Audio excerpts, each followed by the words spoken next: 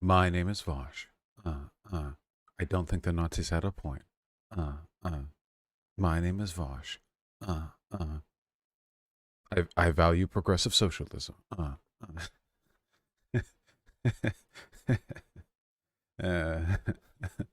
This is stupid. This is a stupid bit. How y'all doing? What's up? Oh, is that lag? Oh my god, I never closed Final Fantasy in the background. It's just sitting there. Alright, hold on. Let's fix that. Shh. Go back. Back to bed we go. Go, go, go. Go. It takes 20 seconds to log out. Go.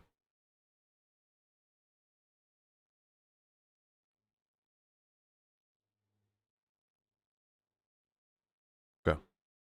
Okay, nice. Wait, it's Kyle's birthday? Wait! Today's Kyle's birthday? Wait, that can't be right. Is that true? Oh my god. What a horrible day to have a disagreement with somebody. Oh my god. I didn't... Oh my god, he's taking time out to talk with me on his birthday? Wait. Wait, Fuck, yeah. His Twitter's doing the balloons. Yeah, the optics are already unsalvageable. Just, oh god. Yeah, this was planned by him for the optics loss. Yeah, he's going to show up on the Zoom call with like, you know, the birthday party hat and like eating a slice of cake. He's like, "Yeah, okay, I took some time for my party. What's up?" Uh,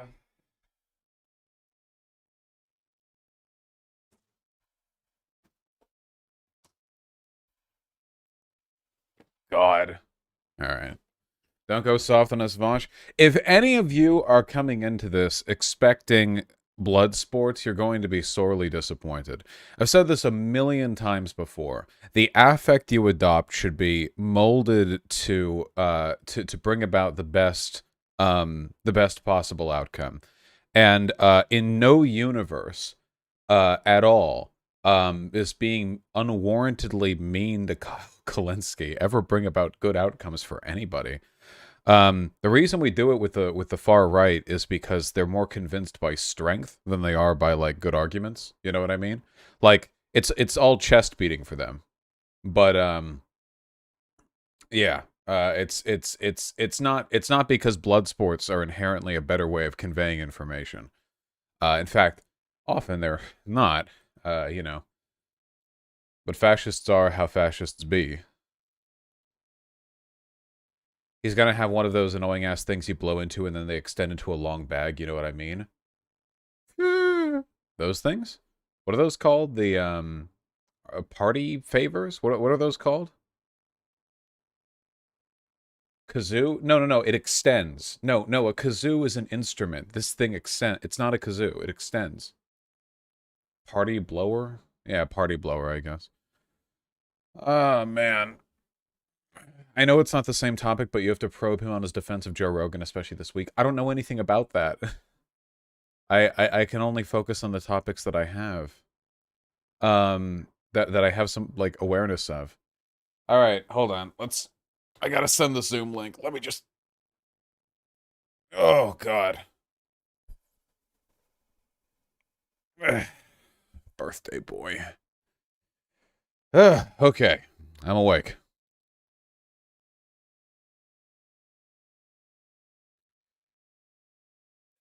No excuses. People were screaming yesterday in chat to ask about Joe Rogan. Who looks at chat? Who who who looks at chat? Who would do that? Why? Why? All right. Let me link the thing. Let me start the meeting on my end and then send the link.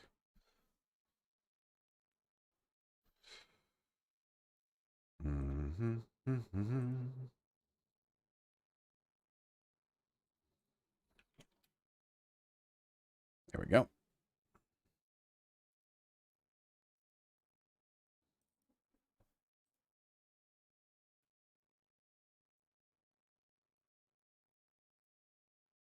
Well, that's not right. Now, who's that handsome devil?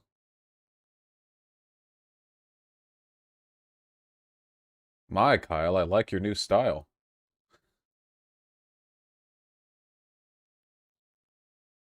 Get it? Because it's me.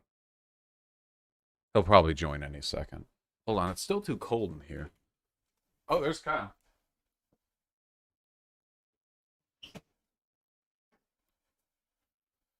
Never the right temperature in this room, I swear to God.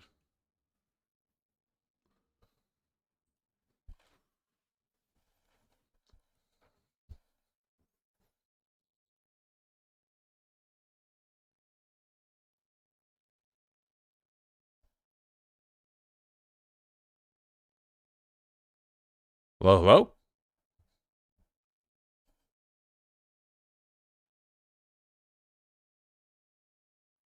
Howdy, howdy.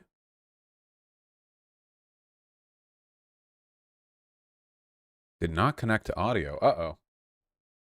That's a Zoom alert I've never seen before. Well, I guess while the uh, technical elements of his appearance, I don't know if he can hear me or not, but, I'll just proceed assuming that he can. While the technical elements get sorted, chat, how are you guys doing? He's the birthday boy. He can do whatever he wants,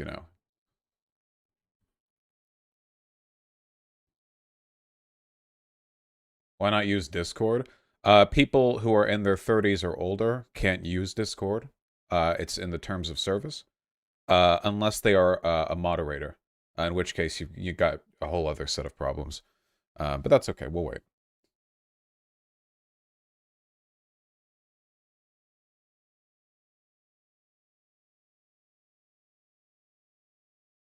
Oh, connected audio? Hey! Where's my shitty laptop microphone? You sound pretty good on my end. Okay. I'm not sure. I think, yeah, for whatever reason, the Yeti microphone, I don't know why I wasn't taking, but I clicked something that may have switched off the Yeti microphone, which would suck, but it's all right. If it's doable, then it's doable. It might be using laptop, but it sounds perfectly fine. There's no crackle. You're very distinctly audible. It doesn't sound bad at all. Okay. Damn, that sucks. I love the sound of this Yeti. Anyway, what's going on, man? How's it going? Not much. And also, happy birthday. I didn't realize we'd be talking your birthday. I hope I'm not taking you away from anything. No, thank you very much. I appreciate that. And no, I did a show today like normal, and we had planned this a little bit in advance, so I was looking forward to it. And yeah, I mean, a birthday on a Monday is not the best day for a birthday to fall. Not that I'd be doing anything special anyway. Yeah, I guess one of the benefits of working for yourself, or at least doing your own work, is that any day can be a Saturday if you're strong enough to seize fate and do what you will. That is true. Yes, that is true. So tell me, man. I watched your original video on Ukraine and Russia, and then I saw that you had one on me and Hassan. I didn't watch it because I didn't want to hurt my fifis before our talk. I I was afraid to watch that, and I didn't want to come into the conversation with like 10 things in my mind where I'm like itching to get to. You know what I mean? Yeah, so, I think that's probably fair and reasonable, especially since the way in which a person expresses criticisms is definitely going to differ in reacting to something as opposed to talking to the person. But yeah, I just wanted to talk to you about a few things. Not in like a hyper confrontational way or anything, but I was curious about your perspective on some issues because, so when it comes to foreign policy stuff, I feel like, especially with issues like this, the left is split perfectly down the middle between people who get accused of being pawns of the U.S. State Department and people who get accused of being pawns of the Kremlin. And that's just like the eternal divide on issues like this, and the contrast has been especially evident here. As somebody firmly in the State Department camp, myself, and I think you get accused of being the Kremlin side more often, I felt like some of the perspectives you had on the situation felt propagandistic to me, and I was wondering what your rationale for some of them were. Sure. So please elaborate. What are the things that you had issue with, and then I'm more than happy to dive into it. So there were a few things that I remember specifically, but I guess I want to approach it from your perspective, like the logic that you use to build into those ideas, as opposed to like, well, what did you mean with this one sentence, that one sentence? With with regards to NATO expansion, Mhm. um, I think that I and a lot of other people on the left recognize that NATO is a pretty bad institution for a few reasons, um, and that NATO expansion definitely carries its problems. But I feel like there's a strong line between criticism of NATO and accepting Russia's criticisms of NATO and the justifications that they derive from those criticisms. Like NATO's expansions warrant us forming a protective shell of the husk of the USSR to prevent NATO from getting close to our borders. Because that's kind of like the attitude that they're taking with the Ukraine situation. Like if NATO expands eastward, we have to protect ourselves. But I feel like these are on very different levels of severity, whereas NATO expansion is like a thing to be concerned about. Annexing neighboring countries is really, really bad.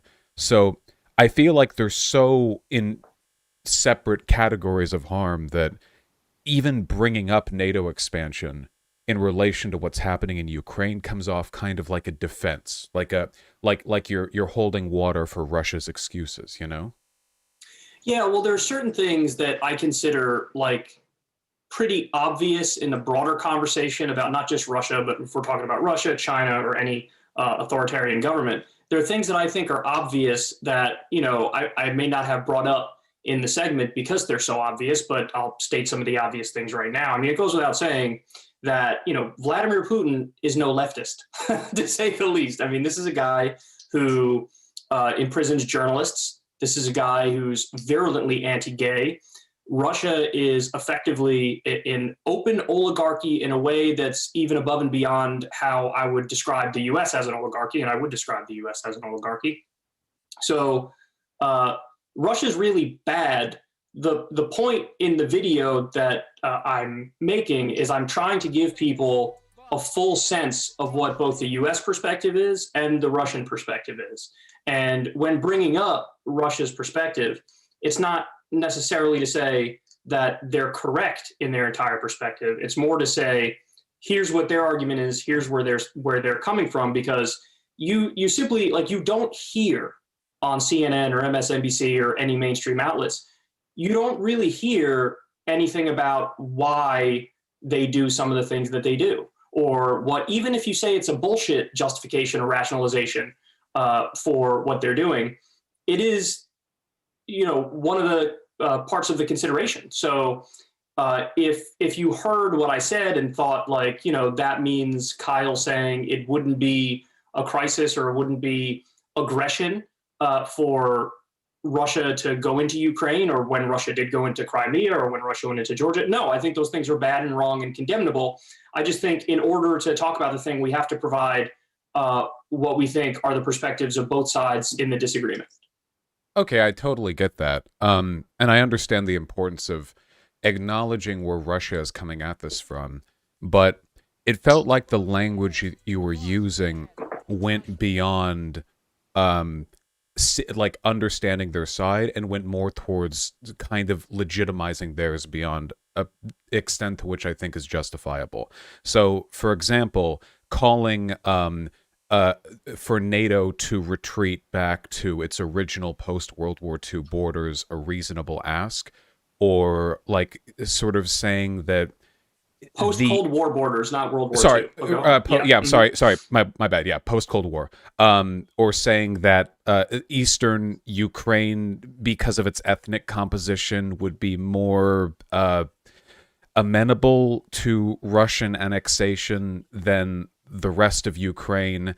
The perspective that I got while watching the video was that you were okay with essentially all of the former USSR being like a buffer state, like just a an untouchable ring of nations that Russia has the ability to prey on at will without NATO or any Western entity either investing in or defending them. So there are. specific things that Russia has laid out in the negotiations that are going on behind the scenes with Anthony Blinken as like, hey, here's what we're asking for. And I bring it up in the video here. I'll quote it for you. Russia's demands include a legally binding halt to NATO's eastward expansion and a withdrawal of NATO troops from countries like Poland and Baltic nations that used to be aligned with or part of the Soviet Union. And the US's response to that has basically been, those are non-starters. We're not even going to consider any aspect of that. But what we will have a conversation about is military exercises. So like, maybe we won't any longer do war games on the border in, I think it's Belarus, but don't quote me on that. I'll pull it up in a second if you don't recall which place no, it is that they just did war games. In the area, at least, yeah. Yeah. So they said, we'll have a conversation about military exercises are on the table in these negotiations if you want to have the negotiations, and our placement of missiles are on the table. So if there's, missiles that we have in some ally country that's close to yours that, we can maybe agree on, we'll move those out of here. So that's what the U.S. is saying. That's the U.S.'s line. My position on it is, and I'd be very curious to hear what your position on it is, there are certain things that I would say the U.S. should use as bargaining chips, like the Nord Stream 2 pipeline, for example, is one thing. I actually think that we should also use as leverage the idea of arming states in the region. But beyond that, I actually don't think those asks of Russia are unreasonable. I think that it is true that when the Soviet Union broke up, the whole idea of those post-Soviet states is that these are like buffer states between the West and Russia. And those states, in theory, were supposed to remain neutral. Now they're no longer neutral, or many of them have joined NATO. And I understand why, from the Russian perspective, they view this as aggression on the part of the West. So I guess, which things do you think are negotiable and which things do you think are not negotiable in trying to avoid some sort of catastrophe or World War III or some sort of a hot war? I think the U.S. is in the right, at least with regards to negotiating chips. I don't think those were supposed to be buffer states. They're sovereign nations. And if they make the decision to align more with the West, which makes sense because we're wealthier and less autocratic than Russia is, at least, I think that's their right to. Likewise, with withdrawing NATO support. Withdrawing NATO support from Poland because Russia says so seems to me like a capitulation to authoritarianism that's like alongside some of the worst imperialism possible today. They want NATO there. Estonia, what have you, they want NATO there. It's their choice. Because they know that NATO, the only purpose NATO really serves anymore is to keep Russia's hands off a country. And I think that's fine, because Russia's pretty bad, honestly. These countries are scared of Russia, and I can't blame them for feeling that way, because Russia's one of the few countries these days who will just annex neighboring countries, which is wild. Like, that's very much not a thing that is supposed to happen anymore.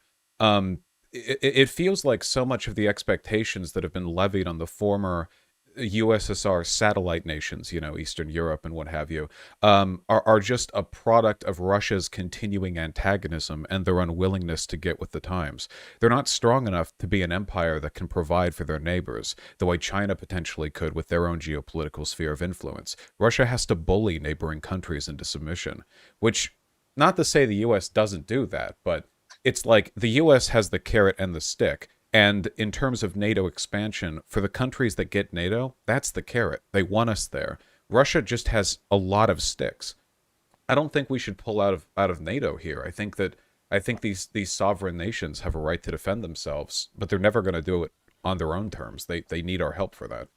So let me ask you this. What do you think would happen if, in theory, the U.S. said, you know what, we're going to sign a legally binding halt to NATO's eastward expansion, and we're going to withdraw NATO troops from Poland and Baltic nations that used to be part of the Soviet Union? Do you think that if the U.S. were to do that, that Putin would then in turn actually try to invade and reconstitute the entire Soviet Union? Do you think he would go further than that and try to, go to other parts of Europe? Or do you think that that might actually lead to a situation where we're closer to peace and, it almost quashes the beef?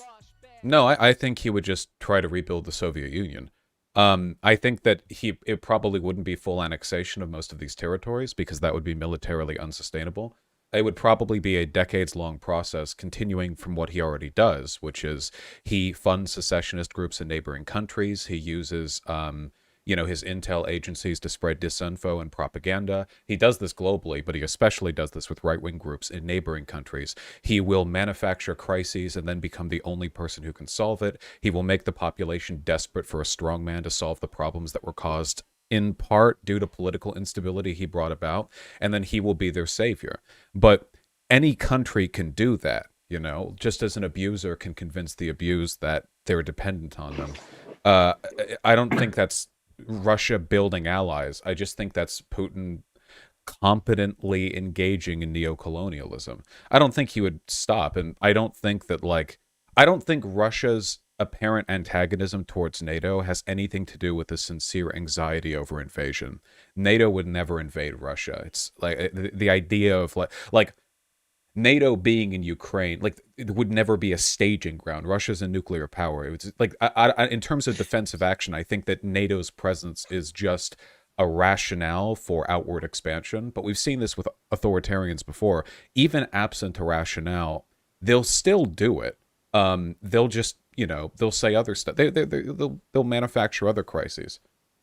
I agree that NATO wouldn't actually try to topple the Russian government, but I disagree in the sense that I think they actually think NATO would do that because when you look at the West track record, I mean, we militarily support 73% of the world's dictatorships. We have 900 military bases all around the world. We did an illegal and offensive war in Iraq against a country that didn't attack us. And you know the laundry list. You talk about this stuff all the time, too. It goes on and on and on. So even though I don't think NATO is looking to topple the Russian government, I think that from the Russian perspective, they genuinely fear the closer NATO gets to their border, the more they fear unstable, like NATO might actually do something.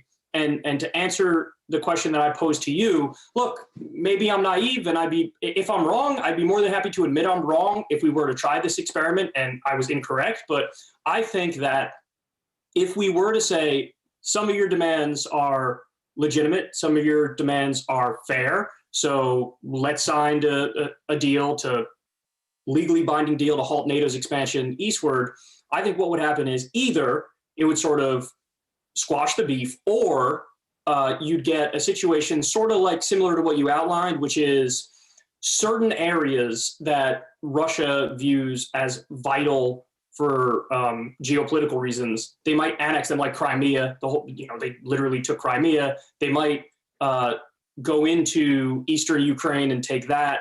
But I think that the idea of expanding beyond that is politically impossible and not feasible. And even Vladimir Putin, as deeply authoritarian as he is, he knows there's really no prayer, no hope of reconstituting the old Soviet Union. And even if we take the worst case scenario of what I just described there, we then get into the deeper question, which is, I think the easier question, which is, what can we actually do about that? Like in the real world, what can we actually do about that? Because we don't have the international credibility or even the intent to sort of uphold human rights globally like we pretend to have. So since we're not like a fair arbiter of it, it seems like we're just sort of stuck in a paradox where there are no good answers.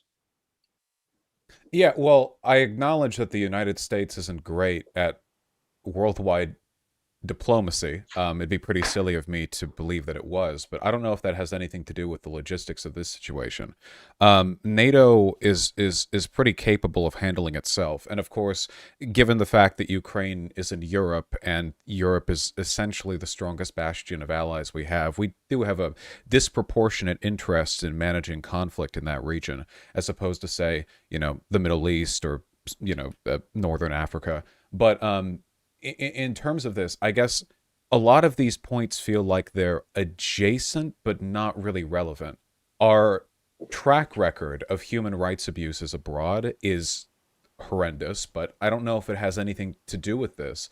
Essentially, appeasement, because it is, right? Like, he'll take eastern Ukraine then stop is essentially appeasement. It may well be the case that he does just take eastern Ukraine and stop, but there are still a lot of people who live there. Um, I mean, even if you're like removing NATO, moving them back to their post-Cold War territories, it feels like it opens up a swath of the world, hundreds of millions of people who have no way of defending themselves against Russia, just sort of waiting. They're never So going to be able to build a military to defend themselves. Not against, I mean, not against Russia, right? So it's really just like the hope that they play nice because we couldn't intervene without NATO. We wouldn't have really a mechanism for securing, from preventing that expansion. I guess the real difference is that like the West and the East both want to expand into uh, Eastern Europe. The West does it with incentives, and Russia does it with propaganda campaigns and annexation. Not to say we don't do our own propaganda campaigns, but NATO involvement is definitely preferable to like annexation. I would say it just seems like a preferable system to defend. um, yeah, I mean, I think that, I mean, from their perspective, and just when you look at the world objectively, we don't have the track record to be able to lay a claim to being some sort of neutral arbiter in the conversation. So I think that makes it um, a lot more messy. And let me be clear: if Vladimir Putin takes eastern Ukraine, that is very bad. Like I'm not one of the people who says like or who number one acts like that's not going to happen or it's not even in the realm of possibility. I think it's very likely that he'll do that. I think the question that I get stuck on is more, what can we actually feasibly do about that? And I think we need to lean in as much as we can to negotiation and diplomacy right now. And I don't think that doing that is akin to Neville Chamberlain appeasing Hitler, because I don't think Vladimir Putin is Hitler. I think Vladimir Putin is a domestic menace to his own people and an authoritarian, but there's a big difference between somebody with global domination ambitions and somebody who, in a very limited sense, even though it's absolutely terrible and negative, might have minor territorial expansion goals where, again, we're not even in a position to do anything about that without sparking a much worse conflict. This is the language that I mean, though. Minor territorial acquisition goals is an Well, I extremely mean that charitable way. Well, I Because just mean that empirically, Vosh, because again, my sense is if we were to agree to the things that were laid out on the table by Russia, I genuinely think either it would squash the beef, number one, or worst case scenario, you'd see just like they did in Georgia, just like they did in Crimea, and right now with Eastern Ukraine. In other words, there's a limit to what he can do and what's politically feasible because of Europe being right there and the states that are already part of NATO. But you want So them to retreat all the way past Poland, which would give Russia a territory encompassing about a third of a billion people, potentially with no threat of Western interference. Well, so that's why, remember before I mentioned the thing about weapons, how that's not something I would take off the table. I mean, these are sovereign nations. So if these sovereign nations want the ability to protect themselves from any potential war with Russia, they absolutely have the right to do that. So one of the things that I would use as leverage in these negotiations is the Nord Stream 2 pipeline. And the other thing I'd say is I don't care if Russia says there's a red line around arming these sovereign nations. Too bad. I mean, they're sovereign nations, and so they have the right to protect themselves. So, We're arming the my hell point out of is, Ukraine right now, which I think is we nice. are. Yeah, I mean, look, given the facts, given what happened in Georgia, and given what happened in Crimea, that's not unreasonable for Ukraine to want to be armed against a potential Russian invasion. But in fact, what we've seen is because of what happened in Crimea and because of what happened in Georgia. Now you have a much stronger pro-Ukrainian government sentiment in Ukraine, much more so than before, because Putin's being so heavy-handed with what he's doing. There's a backlash effect, and that makes people want to run into the arms of the West even more. That is true. Surge for NATO support surged in Ukraine after 2014. So I have to drill on a few of these points. You say that the U.S. isn't a neutral arbiter, which I agree with, but I don't think we have to be because the Ukrainian people want NATO. They don't want to be invaded, and whatever pockets of like pro-Russian sentiment there are in Ukraine seem to be at the very least, heavily coerced by a program of Russian-backed separatist movements and propaganda.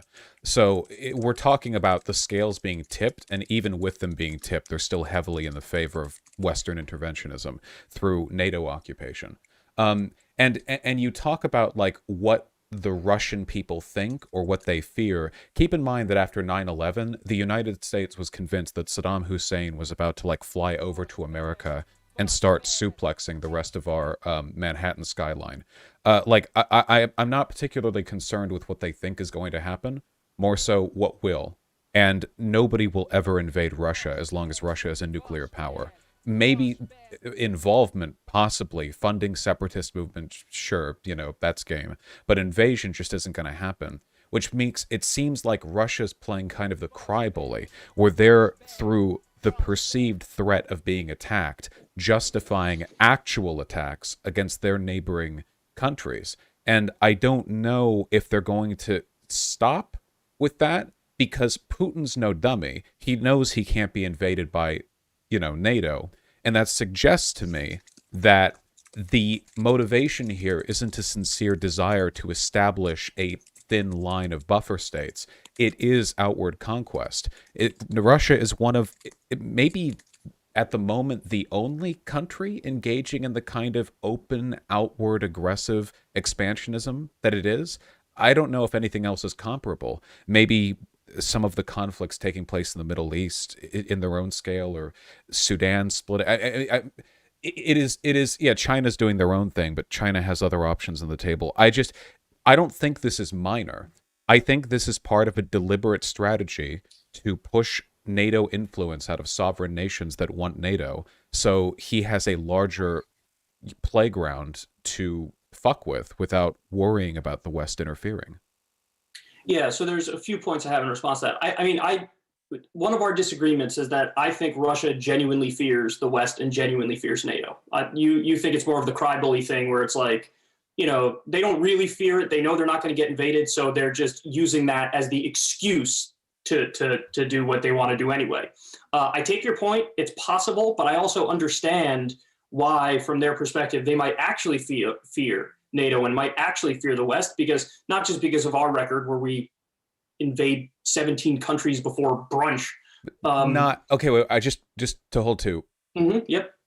We don't invade nuclear powers, and are we talking about what the Russian people fear or the government? It's not a democracy, really, right? So what the people will fear what they're told to fear. There's Russian state media that tells them what to fear. The government, I think, given the intel they have, couldn't reasonably believe NATO would ever engage in direct military boots on the ground action with them, the second largest nuclear power on Earth. Well, it's true. Like, I think that an actual invasion is very unlikely, and the Russian government knows that it's unlikely. But there are other ways in which the U.S. can fuck with them, and they're even on the conversation in the conversation right now. Like, for example, cutting them off from the world banking system, for example, crippling sanctions against the country. At this point, I mean, if they're going to do what they're doing, we're running out of options, right? We can't put boots on the ground, but so let's. We can come back to that, but I want to talk about there's a genuine paradox here that I don't know the answer to it. I don't know how to get around it. But Ukraine, so you're right, there's a pro-Western sentiment in Ukraine, in I would say most of Ukraine. There are little parts that are more ethnically Russian where they don't feel that way, but that's a minor point. What do you do in a paradox where, and just go with me on this hypothetical, because I know you don't agree with my reading of this part of the situation, but what if we actually could achieve peace by agreeing to the things that Russia says? Like, hey, you need to do these things. And we go, you know what? Okay, we're going to do those things. What if that actually got us peace? But then you have Ukraine democratically of their own volition says, look, we don't care about your little deal here, which, may have gotten us peace, but we don't care about that. We're a sovereign nation. We want to be in NATO, regardless of the fact that this deal is working and it's leading to peace. How do you address that? Because on the one hand, look, we support democracy. If a sovereign nation decides it wants to do something, it has a right to do something. But what if at the same time, them doing that then sparks a broader conflict? Like, wouldn't you agree that that's just going with my logic for a second, that perhaps meeting these demands might actually lead to peace?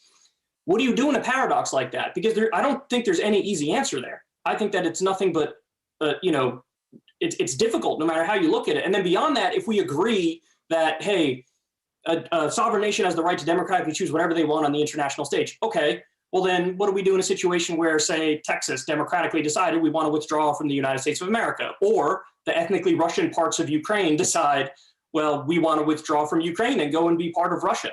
You see what I'm saying? Like, there's no good answers here. It's nothing but paradoxes within paradoxes. Well, I think, first of all, the only sovereign nation whose behavior is threatening peace in the region right now is, of course, Russia. Ukraine wasn't going to invade Russia. So in terms of like nations threatening peace in spite of the demands of every other country on earth, they're the one doing that. And like trusting Russia when they say, hey, dude, just pull your defensive pact out of all the countries we used to brutally suppress under the USSR, it'll be fine. It'd be like listening to a wolf tell you that he'll stop raiding the hen coop as soon as you like get rid of the locks. I don't know. That's why I asked you to go with my hypothetical. Well, like, I know. I mean, with the hypothetical, I mean, it would be like, what if Hitler stopped after the Sudetenland, right? I mean, in the hypothetical, see, where I just don't agree with those analogies, Vosh. I just don't agree with them. In the hypothetical, you're presupposing a set of conditions that I don't think is likely to happen. If Okay, that fair did enough. happen, That's your answer. if that did happen, if Russia, and I don't know why, because I don't think Russia's really threatened by NATO expansion. The only thing it denies them is the ability to just invade neighboring countries. But if they actually did just stop, if all this really is just a reflexive fear of NATO's expansion, I guess I would still take issue with the fact that what we needed for peace in our time was to undermine the sovereignty of Eastern European nations in order to appease the paranoia of the Russian government. That would be the best case scenario. Like, I guess we're normalizing the idea that big countries get to just decide who small countries are, buddies with or have defensive pacts with. Like, I would take issue with the United States saying like, oh, sorry, Mexico, you can't be part of this social democratic, like, a Latin American alliance or whatever, with a defensive pact. Because the only reason we would ever not want that would be if we had plans to invade Mexico, which I hope we don't do anytime in the near future. But I guess at the end of the day, I mean, what I want is peace, and the great peace breaker here seems to be Russia. But I don't think that kowtowing to the demands that don't seem to be motivated by actual geopolitical threats will change anything. I feel like the only thing we can do at this point is starve Russia out. We're wealthier than them by metrics. I mean, ally with all the countries in their periphery, sanction their leaders, cripple their economy, wait for them to bleed out, and then when they're ready to play ball, they can be a nice, compliant country. I mean, but there's a lot of civilians that get hurt in that scenario. In eastern Ukraine as well, yeah. But if they're going to be like that, if we do the sanctions on Russia, is what I'm saying, that would hurt a lot of civilians. Not as much as their missile strikes would hurt eastern Ukrainians, right? Again, keep in mind, this isn't out of spite. If they're going to keep year after year invading and annexing neighboring countries, the way we used to solve this was by going in there and killing people who made decisions in their leadership. But they're a nuclear power. We can't do that. So I think we have to find a way of dealing with them. I don't think that they're just going to stop. I think they know that they're a nuclear power. They know we can't do anything direct, and they take advantage of that by commanding far more authority than their economy, fairly would allow otherwise. I think that our main disagreements come down to whether or not the asks of Russia in this negotiation are reasonable and what the ultimate goal is of Russia.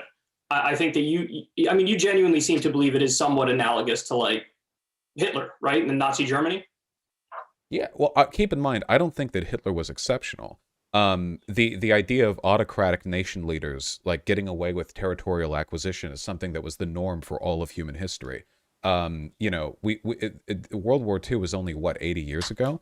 Russia gets away with more than it would be able to otherwise because it's a nuclear power. But the idea of an autocrat like relentlessly expanding, conquering territories, making their neighbors miserable, I don't think that's like a super unique or special thing. I just think it's more difficult these days because the countries that have the armies capable of fielding that kind of destruction usually are bordering nuclear countries. So we can't do that anymore. They can because since Russia was the inheritor state for the USSR, they got to keep all the nukes, even though they were stationed in countries all across Eastern Europe and the Warsaw Pact. Now that they're not the inheritor states, they got nothing. So now Poland and all of Eastern Europe have no way of defending themselves against invasion.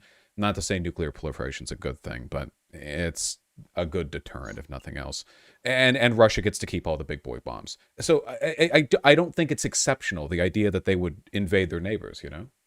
Well, I think Hitler was exceptional in the sense that he had genuine world domination goals, and so I still think that puts him not in a league of his own, but among even a minority percentage of even authoritarians.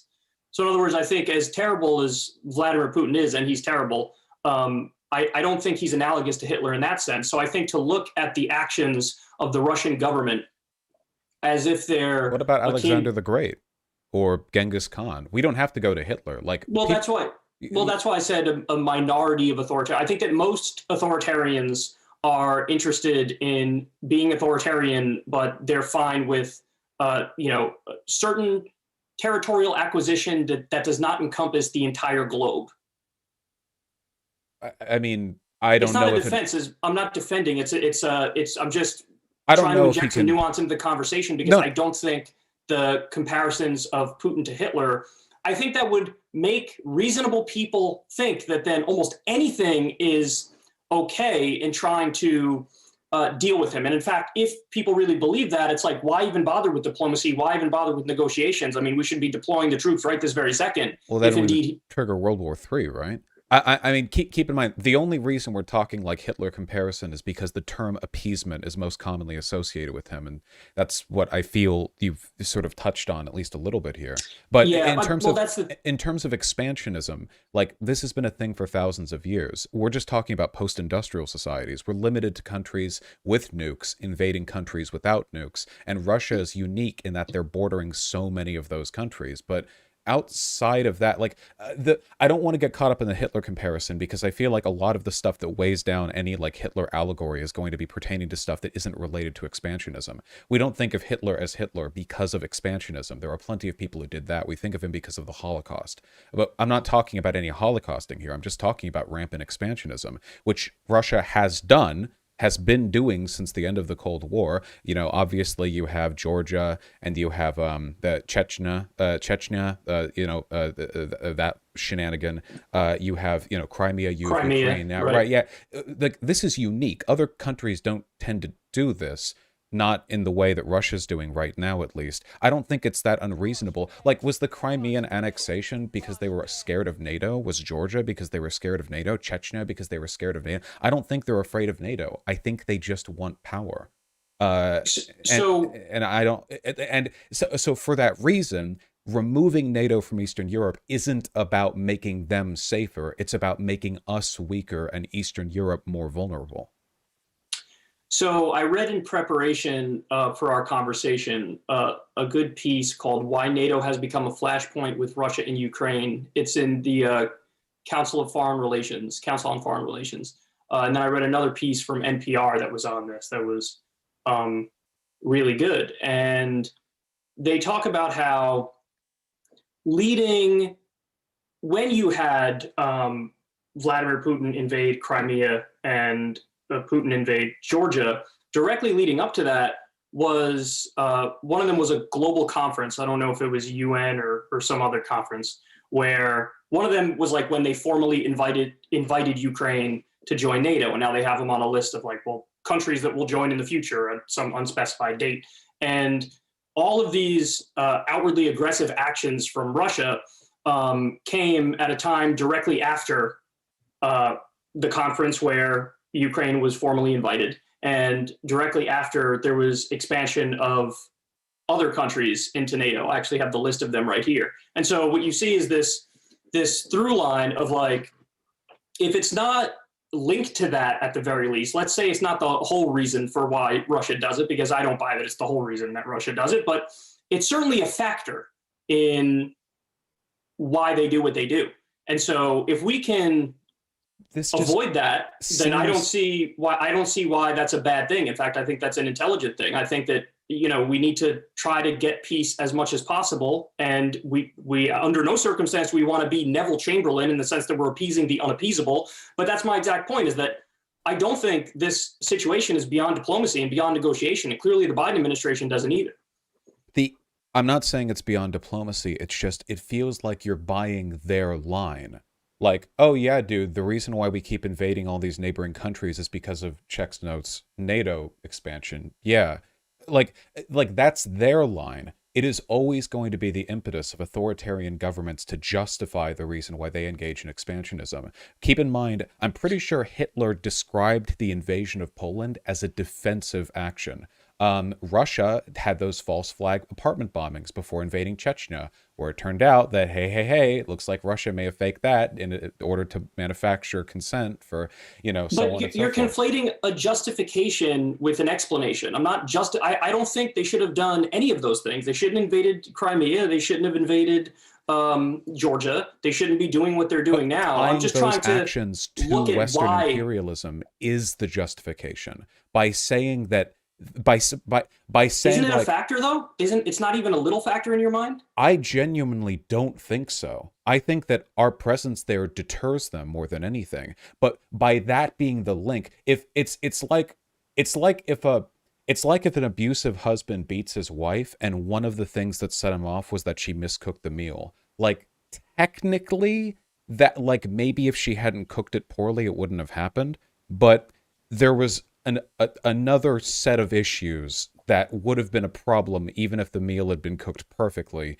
And you're always playing with dice in situations like that. I think that Western imperialism is omnipresent, right? Like we touch every corner of the globe and we fuck a lot of it up too.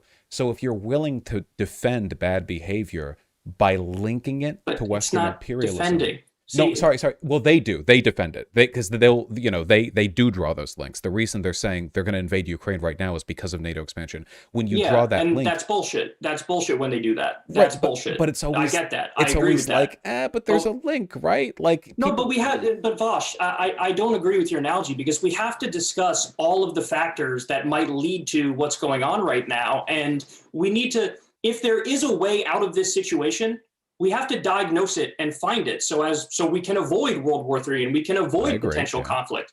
So I guess I just want to pose to you the question again, because this is what it all comes down to. We could talk all day and night about who's to blame, who's not to blame, what percentage are they to blame, so on and so forth. But given the facts that we have right now, and in fact, let's go a step further and stipulate that the invasion does happen, okay, which I think is likely. What do we do? What exactly, what actions do you take policy-wise if you're President Biden or you're Blinken and you're in control of the situation? What's on the table? What's off the table? What do you think is the best way forward? Well, I guess my hope would be that you arm the Ukrainians so as many Russians die on the way in as possible. The more bloody a war it is, the less favorable it'll be to the Russian population, which could decrease internal support and cause agitation that makes it difficult for Putin to capitalize on future antagonism to justify a war. Historically, wars raise your approval rating as long as they go well and they're over quickly. The longer they drag on and the more bloody they get and the more news footage reels you get of your soldiers dying in the snow, the less likely it is that the population's going to be gung-ho for another one. The Russian population seemed to like the annexation of Crimea. They seem to like a lot of the imperialism that Putin engages in because they're in and out. But now Ukraine is armed to the teeth. We have supplied them with a lot of weapons, and I think that's fantastic. Russia can't really use that as a justification for nuclear warfare because there's no actual engagement between us and NATO, or them and NATO troops. I don't want Biden sending people into Ukraine directly because, again, World War III. But I think the most that we can do is make imperialism painful for Russia. I think that we should remind them that they're weak and we are strong, and that their way of looking at the world and their attitude towards the world would have only continued working if they were strong like us. But they're not. They're weak, and for that reason, they have to break their backs against Ukraine. If we could do that, And maybe they back off this whole thing. I mean, at this point, that'd be really bad for them if they backed off. It'd make them look really weak. Ukraine's cemented now as a Western ally.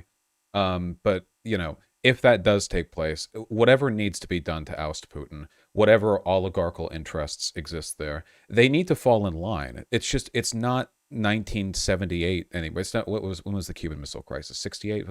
It's not the Cuban Missile Crisis era anymore. There are two world powers, and if you're not them, rabble rousing, by running around invading countries with a GDP lower than my household, is just not an effective way of maintaining global peace. They need to just chill out. They can join China's geopolitical bloc, and we should probably throw their nukes into the sun and our own, but probably theirs first. What my answer to my own question would be is, and there's some of this that you're going to agree with and some of it you're going to disagree with, but hear out the whole thing and then you can respond. I would do a legally binding halt to NATO's eastward expansion. And the things I would put on the table, so let's assume he actually invades. I would arm Ukraine, but with an asterisk, because I don't want to arm the ones in the Azov battalion who are extremist right-wingers and are, they admit 10 to 20% of them are Nazis. I think the number is much higher than that. That should be avoided, yeah, as much as possible.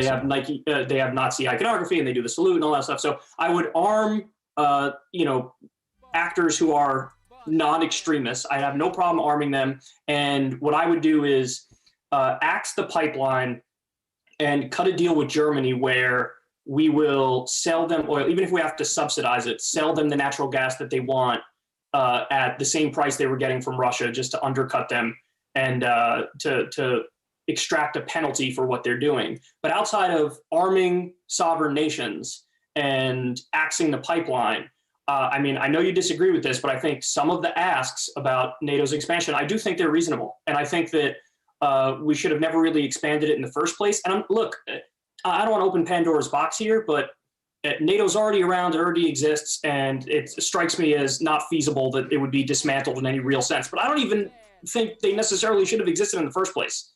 Do you disagree with that? With NATO? Yeah. It seemed like a geopolitical inevitability given the state of the Cold War, but I mean, there were a lot of things in the Cold War that I wish hadn't happened. I wish NATO had not been something the West had considered necessary in its time. Likewise for both powers, I suppose. Though NATO and the Warsaw Pact weren't perfectly analogous, obviously.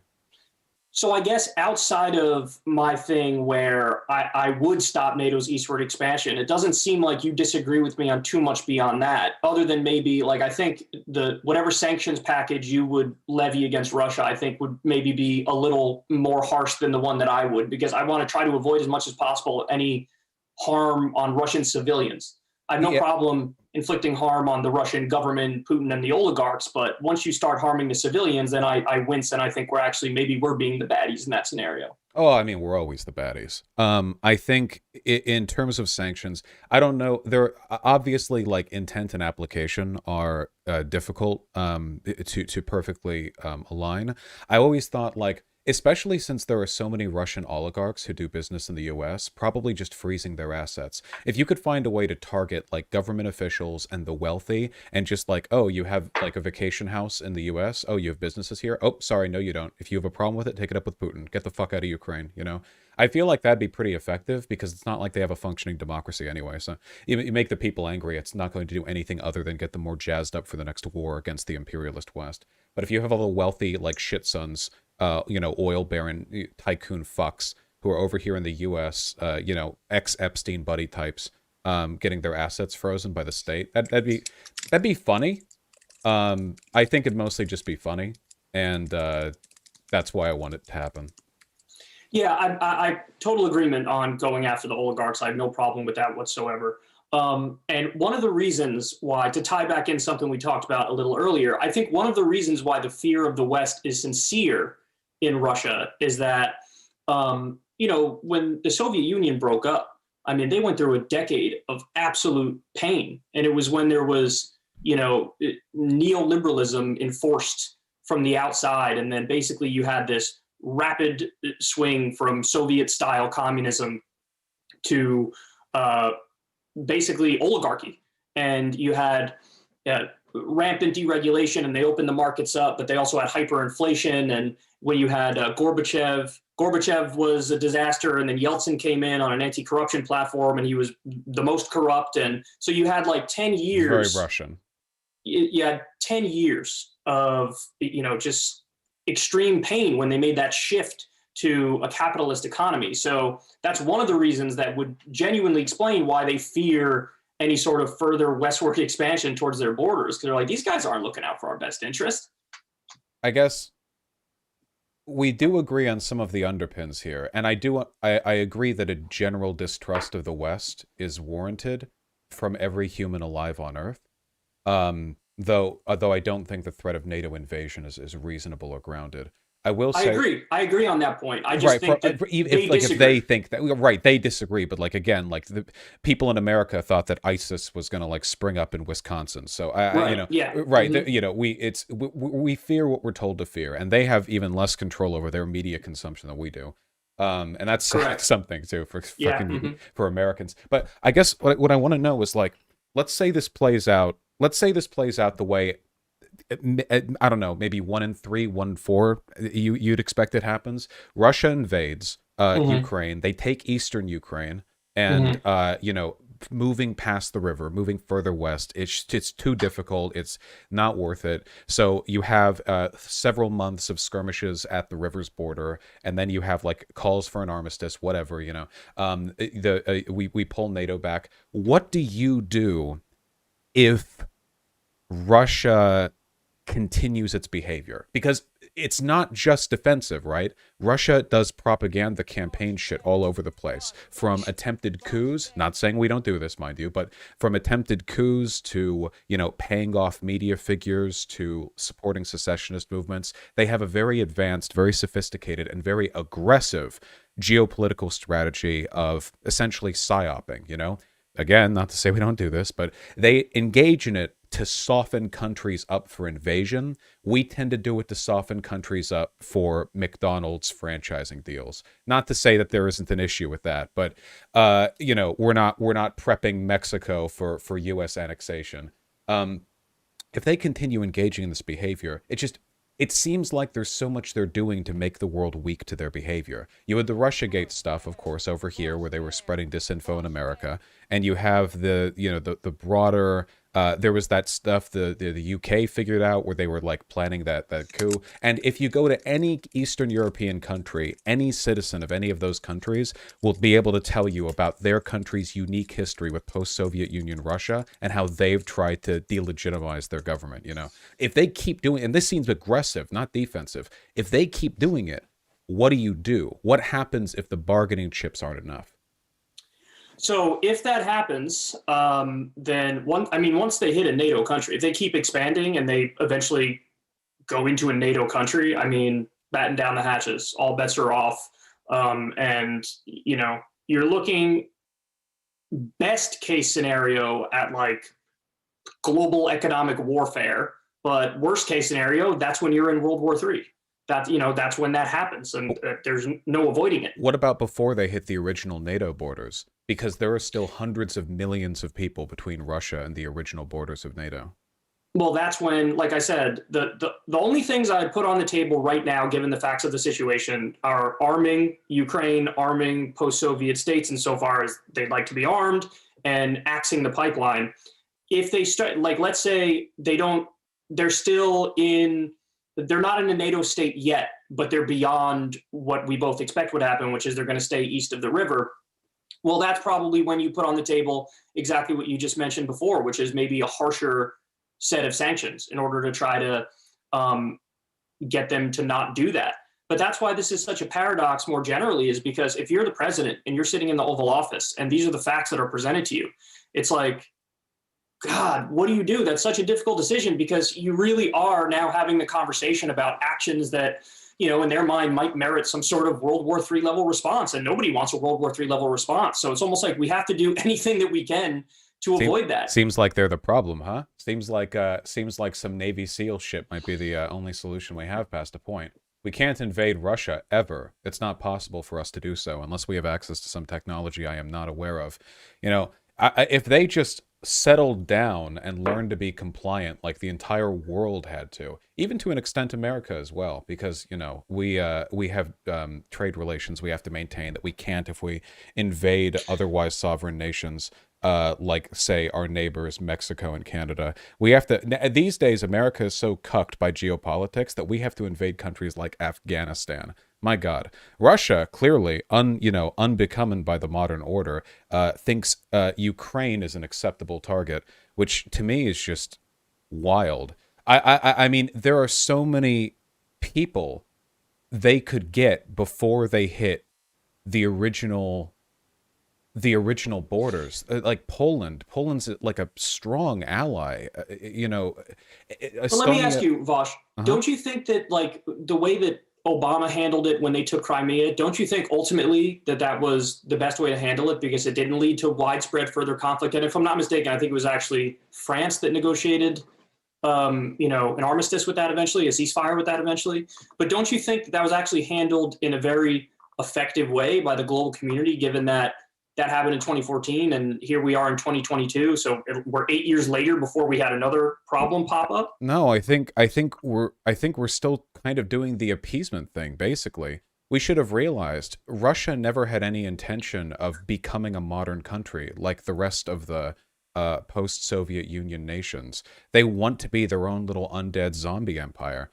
And it's weird. I mean, again, like the US maintains geopolitical hegemony. Not us. Yes, thank you, Chad. The U.S. maintains geopolitical hegemony through our economy. That's what we, at the end of the day, like most of our military bases around the world exist as a kind of bond of trust between ourselves and the countries that hold them. Because if our military bases are in a country, other people know that if that country's invaded, they fight the United States, which means that they get bombed the next day. So most of our military occupation globally is a product of a kind of shared alliance. Obviously that's not in its totality. The majority of the aggression and imperialism we engage in is born off the back of our economy. But Russia doesn't have an economy. They can't do that. And while I don't like neocolonialism, I would sure as hell prefer neocolonialism with McDonald's to regular colonialism with hundreds of millions of people having their territories annexed. So if Russia insists on playing the game with the old set of rules, I don't know what you can do. I feel like we all just should have sanctioned Russia into oblivion and just waited until like things went quiet and then went in there and like picked up what was left, because I don't even know if that would work. Maybe severe sanctions, they would consider this to be sufficient to declare nuclear war, because they have said that. They've said that being cut off from the global banking system would be considered an act of war on their part. And if you're declaring war on a country with nukes, then the implications necessarily follow. I don't know what the solution is. I just know that we have to be really, really careful about the justifications they employ to defend their unjustifiable behavior. Yeah, I mean, look, my main point is I think that some of the asks are actually reasonable. Some of the asks are not. Some of the asks are insane. The idea of, the buffer states, post Soviet states, cannot even be armed. No, that's ridiculous. Any sovereign nation has the right to be armed and Why should defend they be themselves. buffer states, though? If they're sovereign nations, shouldn't they have a right to appeal to the Western Bloc for self-defense? Why should Russia's paranoia, like, interfere with their sovereignty?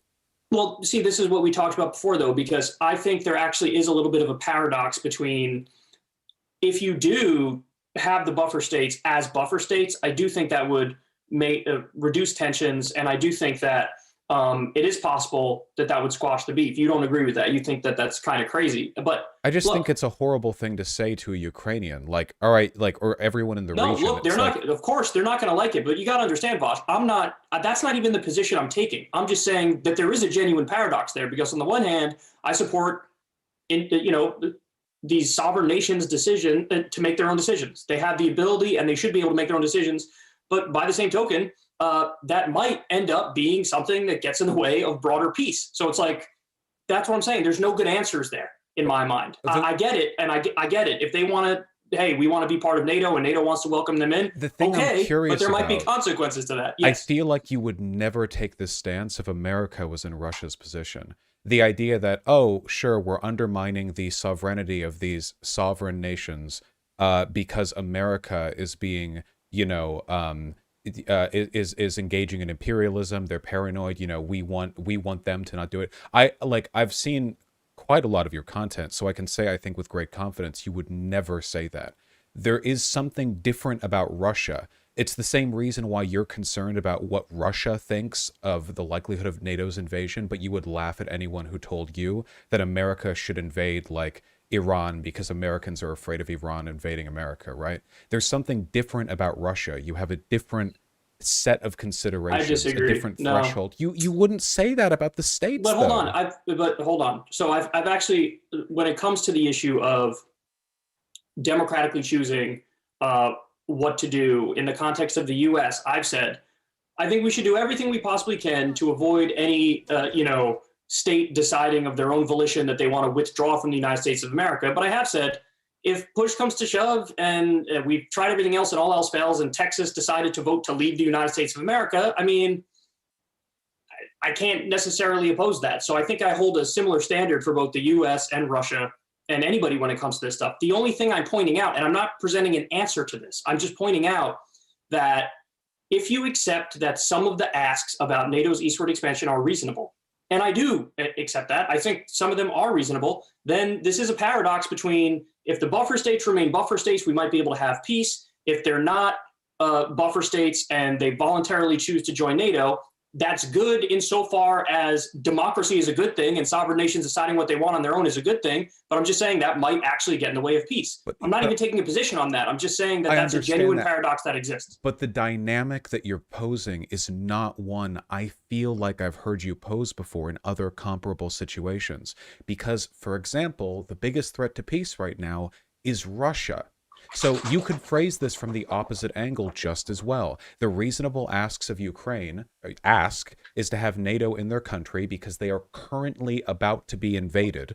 And, there's a paradox here, but at the end of the day, like, if we want peace, then we need to undermine the sovereignty of Russia and, like, deny them the ability to invade by, like, sanctioning their country. If we're talking about supplanting the sovereignty of nations to appeal to the desires of others, like, I feel like that's not a take I normally hear, not just you, but people on the left engage in with an affirmative perspective from America. Should countries around the world be forced into compliance with the World Bank and IMF because the alternative would be unrest caused by America funding their dictators? You would say no. America does fund dictators, as you pointed out in this conversation, and we fund them because their corruption makes them amenable to Western business interests. But hey, at least they're not shaking the boat, right? Stirring the pot. If we're going to make this argument, like, sorry, sovereign nations, bigger countries are like, demand peace, and you're on the bargaining table, that this is not a trade we'd be willing to make for the sake of the United States. And we're cool. Russia's lame. We should be. I don't know. I mean, I could infer things here. I understand the left has a tendency to, like, America bad, everything else good. Like, that's a first No, position, but dude, you're not having a conversation with a tanky right now. And I don't know how else to make it clear. I just feel like whenever I say something that's harshly critical of Russia, it's either swept aside or gets put in the bin of course that's the case. But whenever I give a perspective that is just trying to objectively describe a paradox that I think is real, you're insisting I'm taking a position on it as opposed to me just describing the paradox as such. So, I mean, I'll say it again. I don't know how much you do more have I a can say. position on it, don't you? Putin is, what's that? You do have a position. You've said that you want NATO to retreat to its original borders. You do have a position on the paradox. But I acknowledge that maybe the right thing is for Ukraine to, if they voluntarily choose, we want to be part of NATO. Who am I to say no to that? All I'm saying is that might actually spark a broader problem. So maybe I'm more agnostic than I initially laid out in that video, but I think that there are two competing principles there. One is holding up the right of sovereign nations to make their own decisions on the international stage, and the other one is hopefully avoiding a conflict that might genuinely lead to World War III. And honestly, I have to say, I think that anybody who doesn't acknowledge that that's a real paradox there is just not looking at the situation as objectively as possible. Look, don't get me wrong. At the end of the day, the ultimate goal is to prevent World War III. Nuclear Armageddon is the greatest possible bad. Like That's sort of the point I was trying to make too. You no, just said it better than I did. no. I totally get that. It is the Right. worst possible thing. You know, you can make moral compromises on the path to that, but from my perspective, while I do maintain that position, you know, everything must be done to. I would rather send like an envoy of like orphaned children, so Russian, you know, Putin could eat them and bathe in their blood. Like you could do anything. It's nuclear war. It's the worst thing. There's nothing worse than it. But I approach that from even if you accept that, there are dynamics that you can invoke or perspectives that you can intake when approaching that position.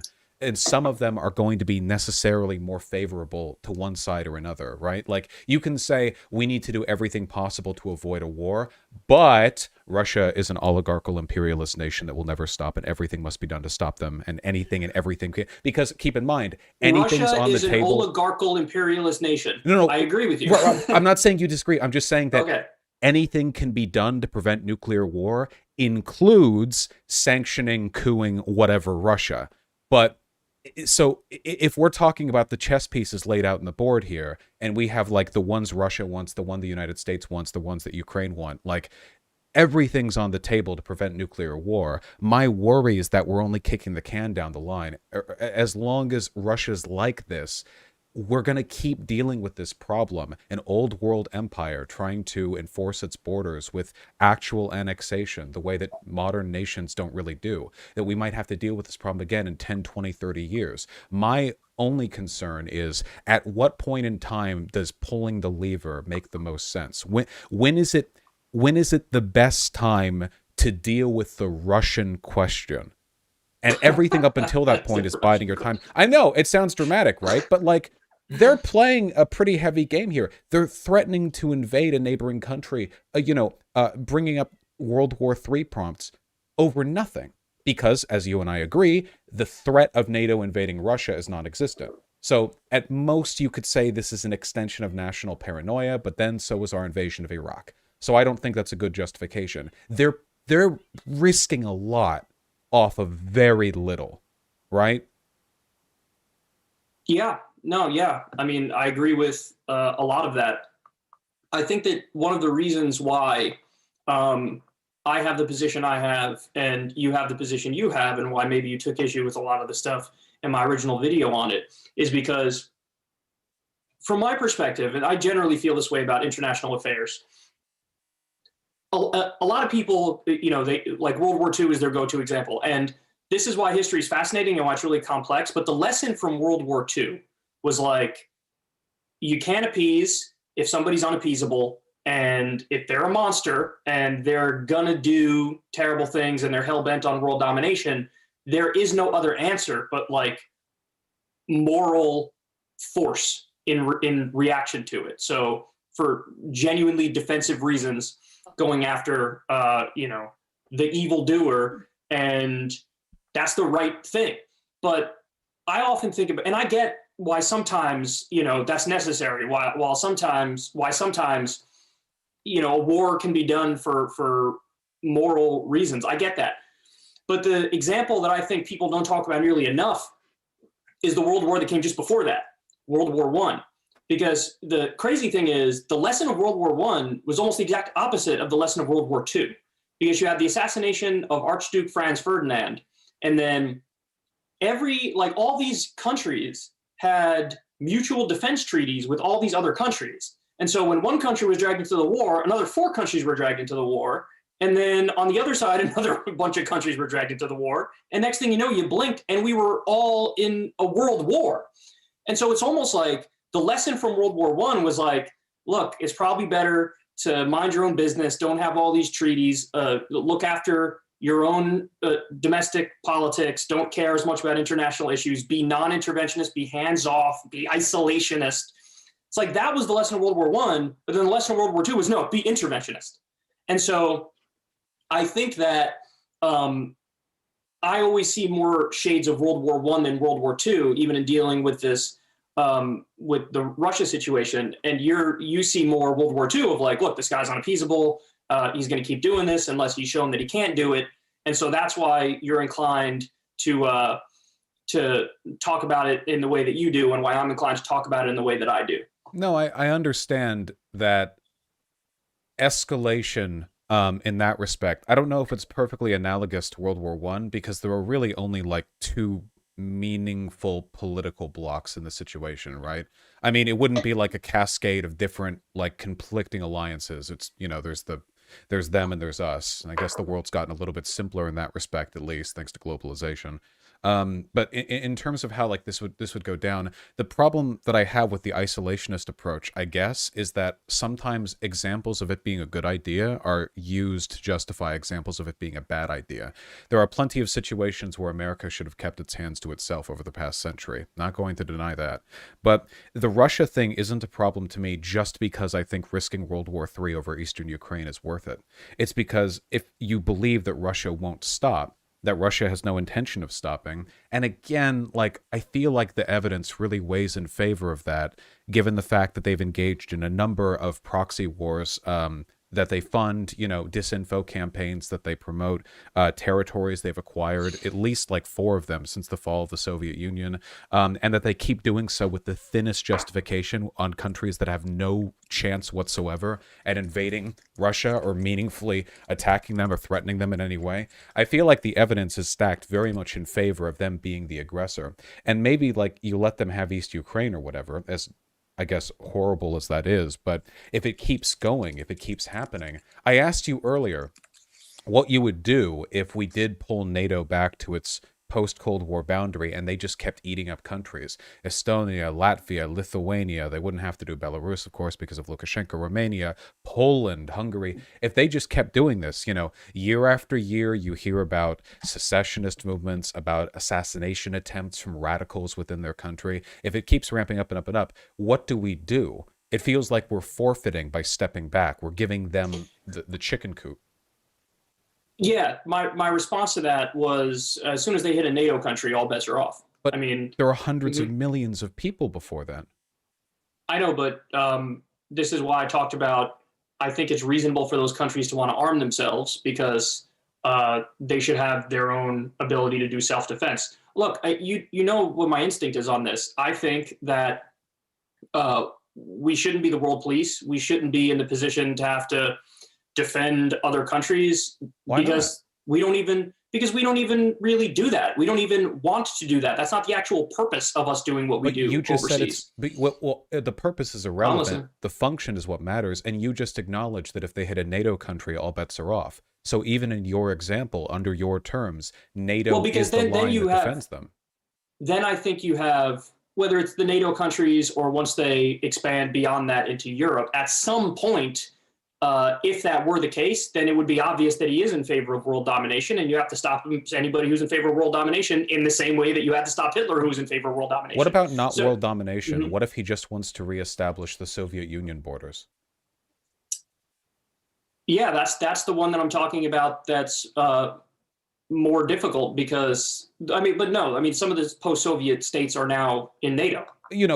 Close to it then. Obviously, he's not going to get East Germany, but there are a dozen countries that he could devour on the way. Like we just tell all these countries, like, sorry, Russia wants you to be open to their imperialism. We have to go. So if that were to happen, those countries should be armed to the teeth to prevent that. But yes, I'm not going to send some poor kid from Kentucky or Cleveland or Harlem to go fight and die for that. I'm just not going to do it as president. So wait, hold on. We're not talking about boots on the ground because we don't want direct engagement between the US and Russia. But so you're saying that Russia, so hypothetically, you're saying that Russia potentially conquering territory that encompasses hundreds of millions of people would not be a justified invocation of defensive warfare? Isn't humanitarian warfare the goal? Well, it would absolutely be. They would be acting in an imperialist way. They would be taking, in this scenario, they'd be taking land that's not theirs. The question is, when do we get involved because we think it's a threat to us? Or when do we get involved because we think he has domination goals Why only beyond us? What's that? Why only us? Well, because I don't think we should be the world police. I just don't agree with that. And We're I know not. you said before, like the functionality is all that matters. Who cares what like the purpose as to why we're doing it? The But I actually think that stuff does matter the generally. proletariat is international, and we're not being the world police here because world police implies that we're kind of putting our nose in affairs that aren't ours. These countries are begging for NATO assistance. They would be begging for our help. We wouldn't show up there as like the moral authority, the So high horse when Americans. would you, We when would would be you the do it then? allies. When would you do it? When would you send the troops? I'd say, well, right At now, what point? At what point would it be like, you know what, this has gone too far. We have to send the troops. if we retreat NATO, we've already lost. We keep NATO's borders. We bring Ukraine into the fold after this is done, depending on how it settles. We'll have to see. We keep that line and we starve Russia out. We make it so untenable for them to even pretend to be an imperialist power that they have to change their ways. But if we retreat, we've already lost that because then, at least in the propaganda war, us retreating NATO but then sending troops in to defend the hundreds of millions we abandoned would be, well, it would be politically complicated at least. It would be very difficult to manage, I think. So when would you actually do boots on the ground for like a war?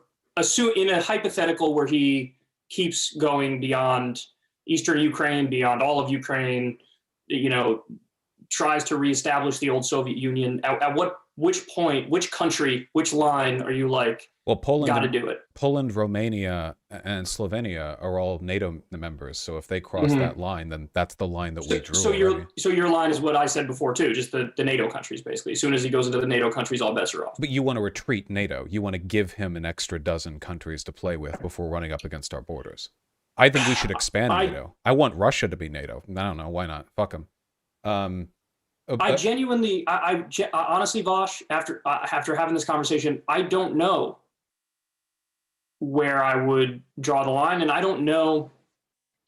Look, it's possible that doing some of the concessions and some of the things that Russia says they want, it's possible if we agree to it that it genuinely would squash the beef. I truly believe that. I know you don't believe that. I truly believe that, but it's also possible it doesn't. And if it doesn't, then yeah, you look kind of fucking stupid if you pull NATO back to where it was it's in not a say spite thing. 1992. And What's that? it's not a spite thing, and neither of us can see the future.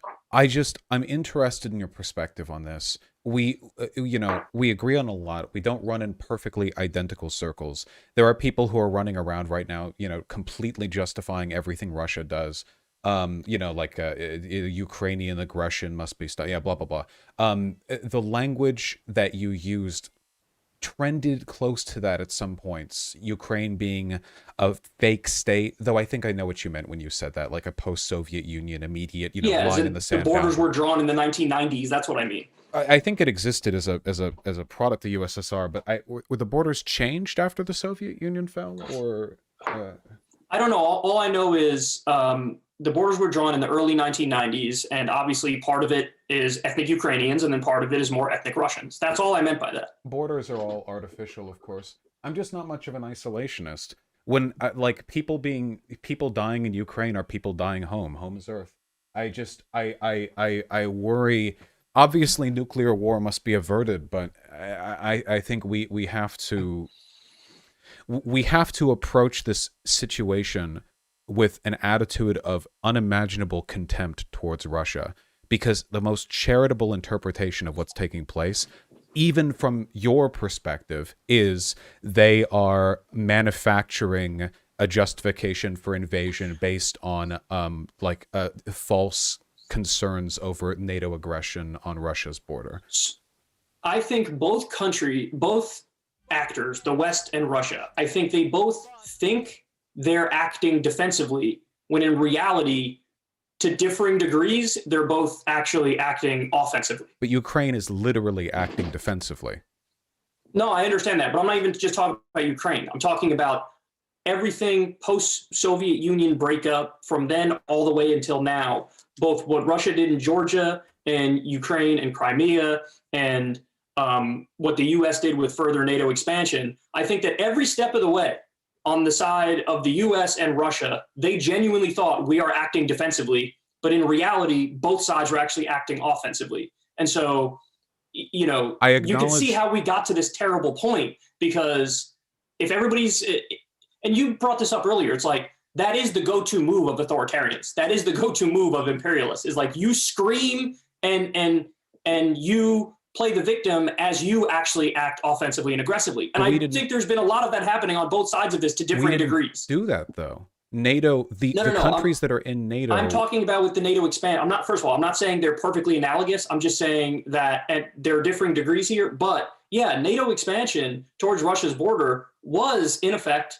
something that the U.S. thought was defensive, and perhaps NATO thought it was defensive, but it is offensive. It's like they want to make sure that Russia doesn't have their sphere of influence, and they wanted to go back and, you know, rehash the Cold War arguments. It's similar to like the Treaty of Versailles after World War II, where it was very punitive towards Germany. I don't like the equivacy here, because first of all, the Treaty of Versailles happened to Germany, whereas NATO expansion is happening to sovereign nations that request to be part of NATO. So by implying that the Treaty of Versailles, which was a punitive, attack on Germany, is comparable to sovereign nations Russia claims holdover, choosing to be with NATO, suggests to me, I don't like this equivacy.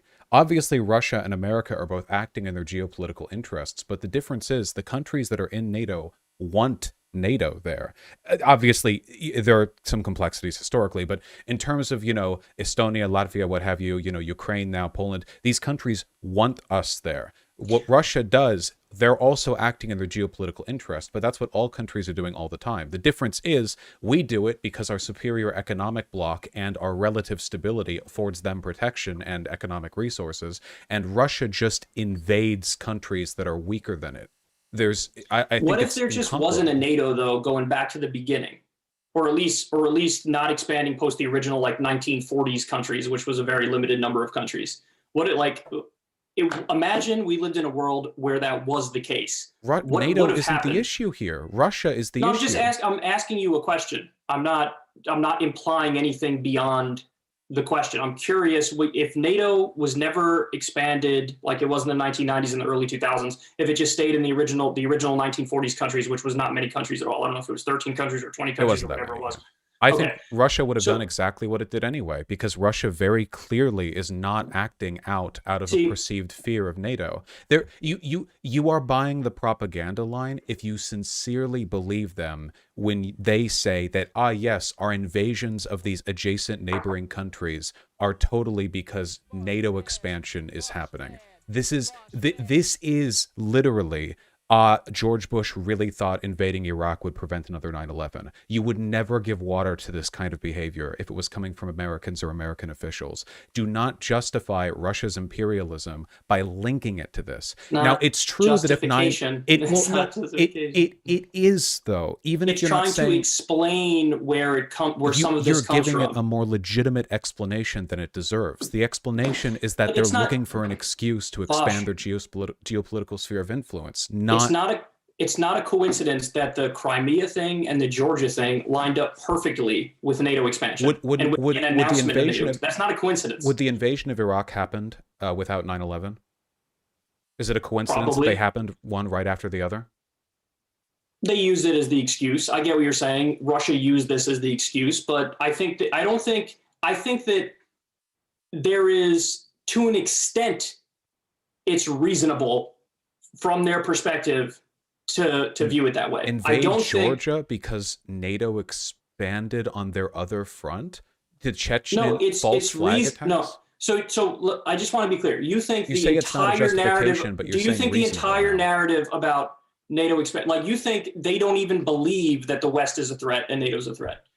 We're a threat, but not because of NATO expansion. The threat with NATO expansion isn't that we'll invade Russia. It's that we're cutting off territory that they could otherwise invade themselves. We're partitioning up territory. So then you don't think they think they're a threat. You think that they know that NATO's acting defensively, but they're acting offensively. See, that's what I'm saying. Like, you view them as like twisting their evil mustache and be like,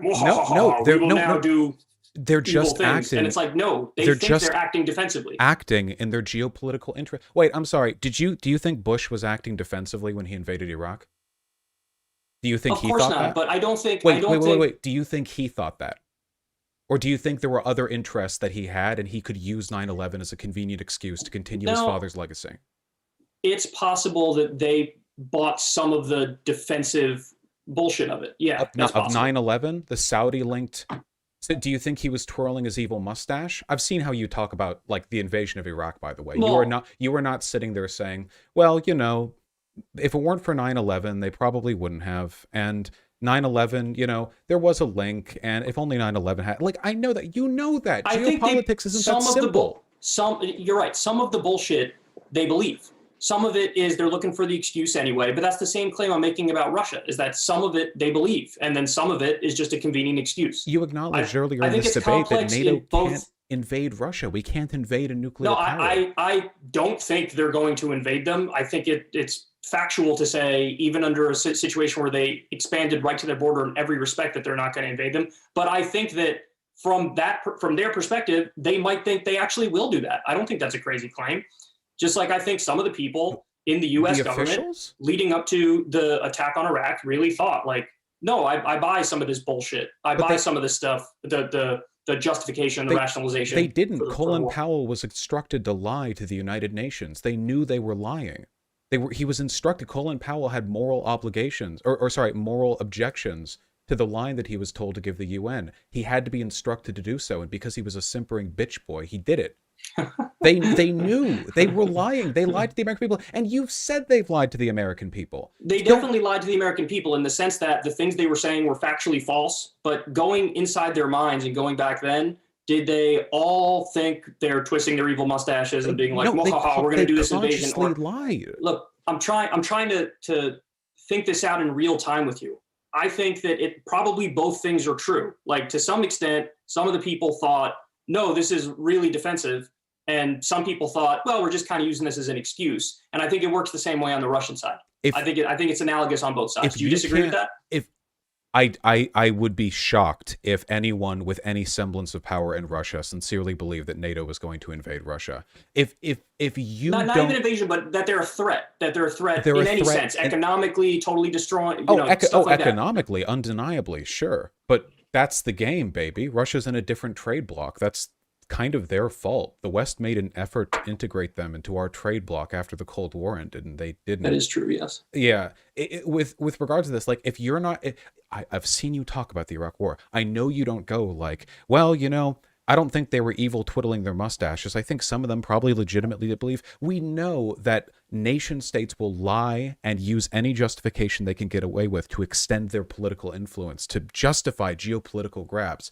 And as long as the West exists, there will always be an excuse for Russia. Listen to how they talk to Ukraine. It's not just NATO expansion, it's everything. Trade relations, troops being anywhere near the border. They don't like NATO existing at all, of course, but there will always be an excuse. Pull NATO back all the way to Italy and Germany, and they'll talk about how NATO's existence at all is an issue. Get rid of NATO, and they'll talk about how preferential Western trading blocs are starving out their people, and that's the reason why they need to secure this pipeline, this river. There's always going to be an excuse. And given how weak their excuses have been up to this point, I shudder at how flimsy they'll be if we actually did accede to some of their demands and force them to come up with more creative justifications. Yeah. So why not? If you're convinced that, basically, look, they're bad actors, they don't even believe a word of what they say, in terms of, like, they think NATO's a threat, they think the West's a threat, it's all aggression, and that's the end of the conversation. If that's the case, then I don't see why we wouldn't only just arm the people in the region and say, good luck to you. Because again, my instinct is like, I don't want to get involved in anything that we don't absolutely have to get involved in to protect our own country. Now, I agree with you that at a certain point, if they expand past a certain point and it's clear that there's world domination goals, I don't think that's going to happen. But if that were to happen, yes, then of course, in the same way with World War II, you have to get involved in the same way. But I think the thing in your commentary that I disagree with when I watched your initial video on the Ukraine-Russia situation, you had this one line where you were like, look, any takeaway from this other than Russia bad is wrong. And my response to that is you're half right. Yes, Russia bad, but also US bad. And we need a way out of this that involves diplomacy and negotiation, which avoids a hot war or World War III. And I think that it should be all hands on deck for that purpose at the moment. I And I agree. go ahead. We need to prevent that. I don't think the United States has done, to my knowledge, anything wrong in this situation. The U.S. bad Even going back to generally. even going back to the breakup of the Soviet Union and everything that followed post that, the harsh neoliberalism imposed from the Okay. outside, the Well, expansion. hold on. Go ahead. If we're accounting for all of modern history, then yes, U.S. very bad. I'm just talking about this situation. You can talk about the predicating circumstances leading up to it, but I don't think like neoliberalism's harsh consequences are a justification for 30 years later, like the invasion of Ukraine. So in the isolated incident, if we're to talk about all of history accounted for, then every group ever bad, right? I mean, we have to isolate the conversation here in this situation. And to that extent, right? I guess an issue I have is it feels like sometimes your sincere isolationist tendencies are invoked. Non-interventionist, not isolationist. Sorry, isolationist. My bad. Yeah, thank you. I misspoke. Your sincere isolationist tendencies are invoked alongside the justifications that Russia uses to be very much not isolationist. Because it's possible to be fully isolationist, but also to say, like, fuck Russia, fuck what they're doing, they're lying for excuse, whatever, fuck them, something needs to be done, but I'm not doing it. That's a thing an isolationist can say. But you're saying I'm an isolationist and also holding water for, I think, a lot of ideas that are favorable to their edge in this geopolitical conflict, which leads me to wonder, is the isolationism just is the belief that Russia has its excuses and we should pull back a way of feeding the isolationism, or is the isolationism a way of feeding the positions that seem to geopolitically favor Russia? You know what I mean? Like, which of these is the dominant tendency, or are they codependent, equal, effectively, weighted the same in terms of how they influence your policy making? In the video where I talked about this that you disagreed with, sorry, non-interventionist. If I misspoke a bunch of times there, it's because my brain is foggy. A non-interventionist, isolationist, the term you prefer. I meant that one. Sorry. In the video that I originally did on this that you took issue with, the instinct to give their side of the story as well is born out of the fact that the media steadfastly refuses to do that. You don't hear any conversation about the expansion of NATO, or they don't even list the things that Russia has openly put on the table as like, here's the things that we would like you to agree to, and then, we can make some sort of a deal around these things. So I view that as a matter of like journalistic necessity to bring that up. Not that I am a journalist, because I'm not. I'm an asshole with an opinion and a microphone, but that's where that comes from. And in terms of the non-interventionist versus isolationist thing, the reason why I accept the label non-interventionist proudly versus isolationist is because isolationist, I feel like, has a pejorative connotation to it, and also it almost sounds like it has some baggage with it along the lines of like trade. Like, I also want to isolate ourselves from the rest of the world in terms of economic activity, which I don't agree with. So non-interventionist, the whole idea behind my non-interventionism is that I feel like in order to act on the global stage, if you're a sovereign country, you need to have some sort of standard by which you act. And the most reasonable position that I could come up with when it comes to when's it justifiable to use force is only for imminent self-defense. That's the thing that I feel like it's when it's okay, not even just globally and internationally, but even in your personal life. Like, the only time I think force is moral is when it's for imminent self-defense. And so you can defend other people too, though. In U.S. self-defense law, you can extend that to kill a person who's threatening another. Well, yeah. So that's not the way I think about it, and that's why, yes, oftentimes you're right. My non-interventionist instinct absolutely comes out in almost every segment I do on foreign policy, and almost any, even when we cover, like, even in the whole like the punch a Nazi debate back in the day, where it was like some Antifa dude ran up and decked Richard Spencer. I took a super unpopular position on the left, and I was like, look, he's a piece of shit. I hate him. He's wrong about everything. He's evil. He's racist, all this stuff. But yeah, I wouldn't run up and hit him like that, because I think that I don't want to use the same tactics as the enemy and become the devil that I'm trying to avoid. So yes, when I look at the global situation and the way the United States act, and the way in which were brazenly imperialist in many respects, that leads me back to my position of, look, self-defense is the only reason I would use violence against, a threat of imminent attack. And I also see that the United States just genuinely, even though it pretends like it's the world police and we care about humanitarianism and how people are doing worldwide, I mean, that's so easily and is easily debunkable. I mean, look at our top allies are like Saudi Arabia and Israel. Israel's a freaking theocracy doing apartheid, and you have Saudi Arabia, which is a government that beheads people in the public square for, drug smuggling and apostasy and all sorts of stuff. We do good things sometimes too, like defend I agree with that. sovereign No, nations against invasion. I just think wish we should have that role. Look, I just here. my I'll only meet you halfway. my only I just want to say my only wish. I don't think there's anything wrong with telling Russia's side of the story. I wish you told Ukraine's, because in Ukraine's story, we are unambiguously not the devil. We are the potential for salvation, and ultimately, it's their country on the brink of being invaded. They're being talked about in this conversation, a buffer state, a pawn, only East Ukraine, whatever. But a lot of people live there. And at the end of the day, they want us to protect them from Russia. We can't put troops on the ground there directly because that would be very risky for a number of reasons. But it feels like so much of the way you talk about this is deferential to the greater power, as long as the greater power isn't America. On America, it's hands off, non-interventionist, no, right? But okay, Russia... But let me be clear. The invasion of Georgia was wrong, terrible, evil, a violation of international law, punishable under international law.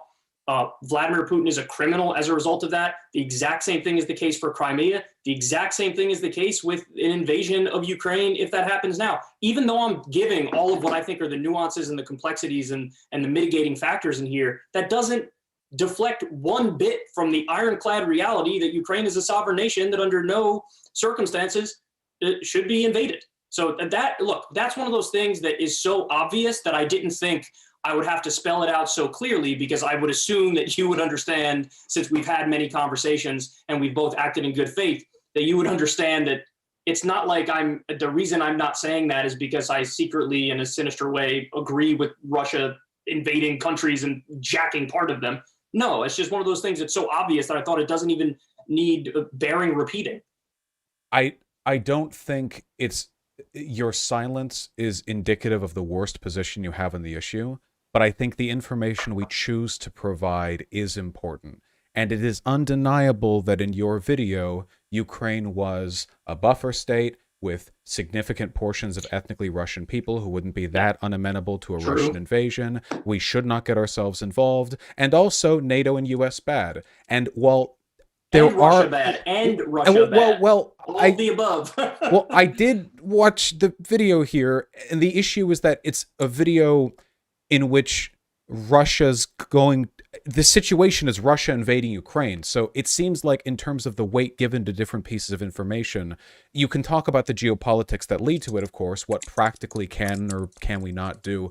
But the impression should, I think, be one which is ultimately condemnation of Russia, solidarity with Ukraine, and taking a support for actions which either reduce the likelihood of this invasion or reduce the likelihood of future ones. And that's not the impression that I got, not because you have the opposite opinions necessarily, but because of what you chose to provide. And it does create an impression, right? What we choose to say, what info we provide, right?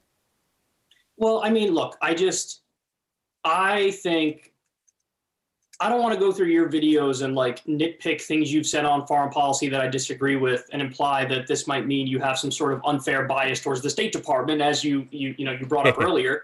And I wouldn't expect you to do the same thing when it comes to, my stuff on issues like this as well. So, I mean, we've had this conversation before vis-a-vis Jimmy Dore, how perhaps my one of my flaws is that I'm almost, if I know somebody and I know they're acting in good faith, perhaps I'm almost too deferential to their intentions and whatnot. But this is clearly not a position that other people hold. And if that was the impression that you got from my video, fair enough. But at the same time, I would hope that when you hear me say in real time now that it's not just NATO bad, US bad, Ukraine buffer state. It's also, yeah, Russia bad. It's obvious you don't invade sovereign nations. So I hope that hearing that in real time now, you would say, oh, okay, well, I understand where you were coming from, even if I don't necessarily agree. But as we went through previously, when I asked you, what would you do in this situation or that situation, the only disagreement we appear to really have is you would unleash perhaps a harsher sanctions package earlier than I would. But outside of that, we don't have too many disagreements. I guess the other disagreement would be, I don't think it's crazy to think that meeting some of those demands that Russia laid out is appeasement. I think it is possible that if you meet some of those demands, it actually would genuinely get us closer to peace and de-escalate the tensions. But I know you hearing that, you think, well, I'm just being naive and, he's an authoritarian, he's unappeasable. Point taken. I just think that I don't think he's necessarily a Hitler type character who has global dominance ambitions. I don't even think I think he realized he can't even take over all the former Soviet Union. So yeah, I'll end there and let you take over. No, I feel like we've discussed the essentials here. It was never my intention to just snipe bits of video to talk with you about. It is an impression that I got. Obviously, we have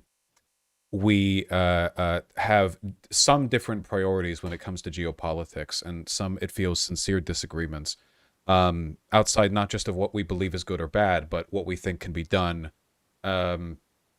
Yeah, obviously there's no way to put our beliefs to the test. I think it's very unlikely that NATO gets pulled back, so we will not get to see if that would meaningfully contribute to peace in the region.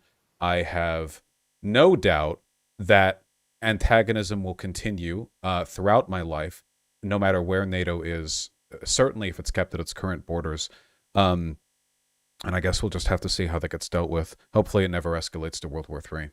Anyway, I do sincerely appreciate you taking the time to speak with me. I have been watching you for far longer than I have been doing any political content online. And I don't think there's anybody who I agree with in my totality. So it's always good to be able to have conversations with them when there are schisms as such. Yeah, listen, I don't, everybody knows this.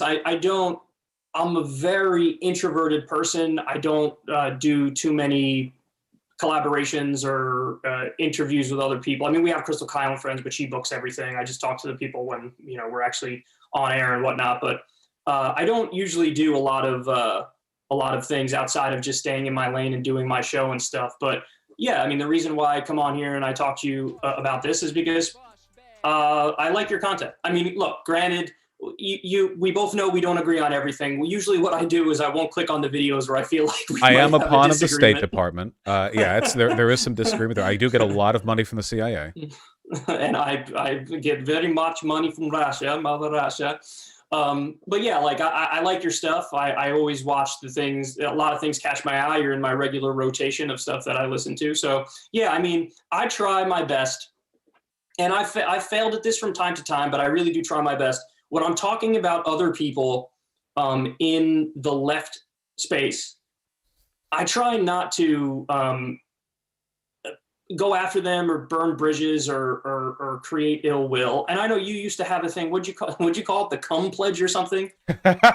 Yes. No, well, you are like the. It should have been the Kulinski pledge. You're like the. You are like the alchemical distillation of that.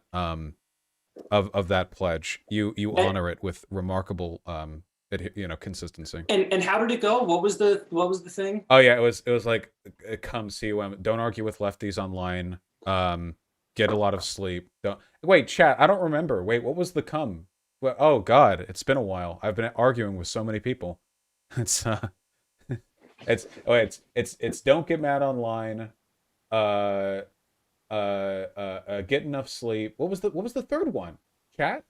Don't argue with other leftists. Don't argue with other leftists. That was it. Yes. Yeah. So I try to kind of abide by that as much as possible. I mean, every now and then you can, and you sort of have to deviate from it a little bit. But as much as I possibly can, I try to just cover the news and politics and information as I see it, and then also give my opinion. But usually when I'm going after people, it's the Ben Shapiro types, it's the right wingers, or it's politicians.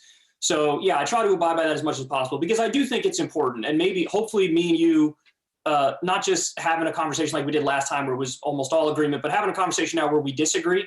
I hope that what people can take away from this is that, look, even though we have disagreements and we'll continue to have disagreements from time to time, there's a difference between disagreeing with somebody who you disagree with on 100% of things, or disagreeing with somebody who's genuinely a bad actor because they're corrupt or whatever, versus somebody who's broadly in the tent that you have a disagreement with, you know? And I think that it's important to treat people who are generally in the same tent, treat the conversations with the nuance and complexities that it deserves. And so, you know, I'm actually happy that we had this conversation. I know we still won't see 100% eye to eye on it, but I appreciate you hearing me out. I have always and will always have a lot of respect for you. I appreciate you taking the time, especially on your birthday. I definitely value left unity a lot less than you, but some people are more worth keeping on good terms with than others. Thank you very much.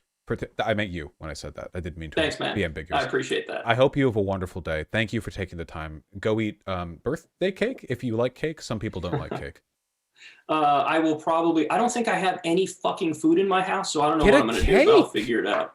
Yeah, well, Kyle. I'm too lazy to go somewhere and do that. Kyle. So I'll probably just watch TV and eat whatever garbage is sitting around me. Get a cake. So. Okay, well, okay, yeah. Whatever it is, you know, maybe it's cake, good garbage. All right, have a wonderful day. Thanks, man. You too. Be well.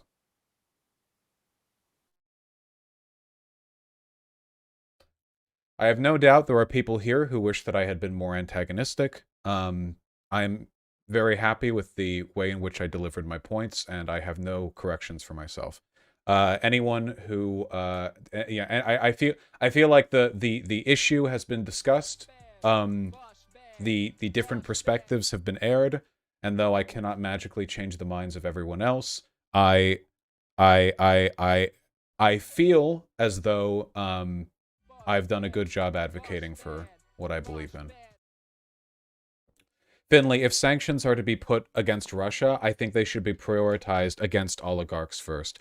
I'm not that well read on how sanctions tend to be applied, but I feel like given Russia's very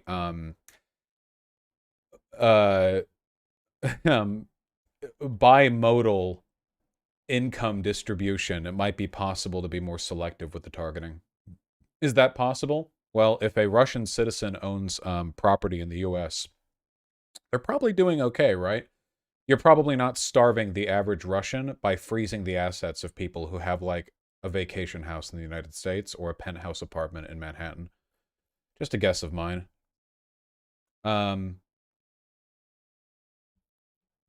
Looking through the newest comments in Kyle's video, there are people saying Vosh is a State Department asset. There are always going to be people who run that line.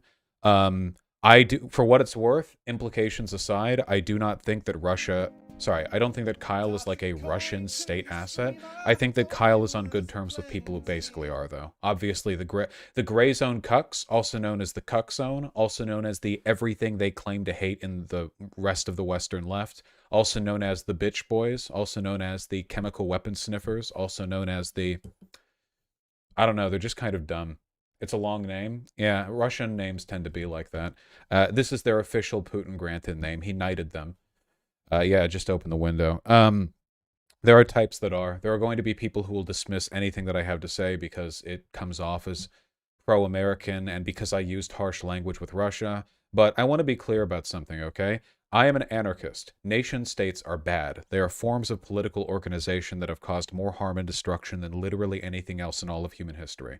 Every modern, bad, terrible thing that happens is a product in some way or another of the geopolitical relations that nation-states create. There's no getting around that. Now, America, being the biggest and the baddest of the existing countries on Earth, and of any country to have ever existed, does a lot of bad. Russia is much weaker than us, and in so doing, probably does a lot less bad. Proportional to Russia's size and strength, they probably do more bad. This is like a who's worse, you know? A faltering healthcare system that kills 10 extra people through, like, poor regulation every year, or a serial killer who kills 9. There are degrees of heinousness you have to factor in. the second person gets the chair. The first people probably don't. They probably get, regulation. Um, there are complexities to be gone about there. One fact, however, remains undeniable, and it is that we live in a world which is shaped by the political relationships of the post Cold War era.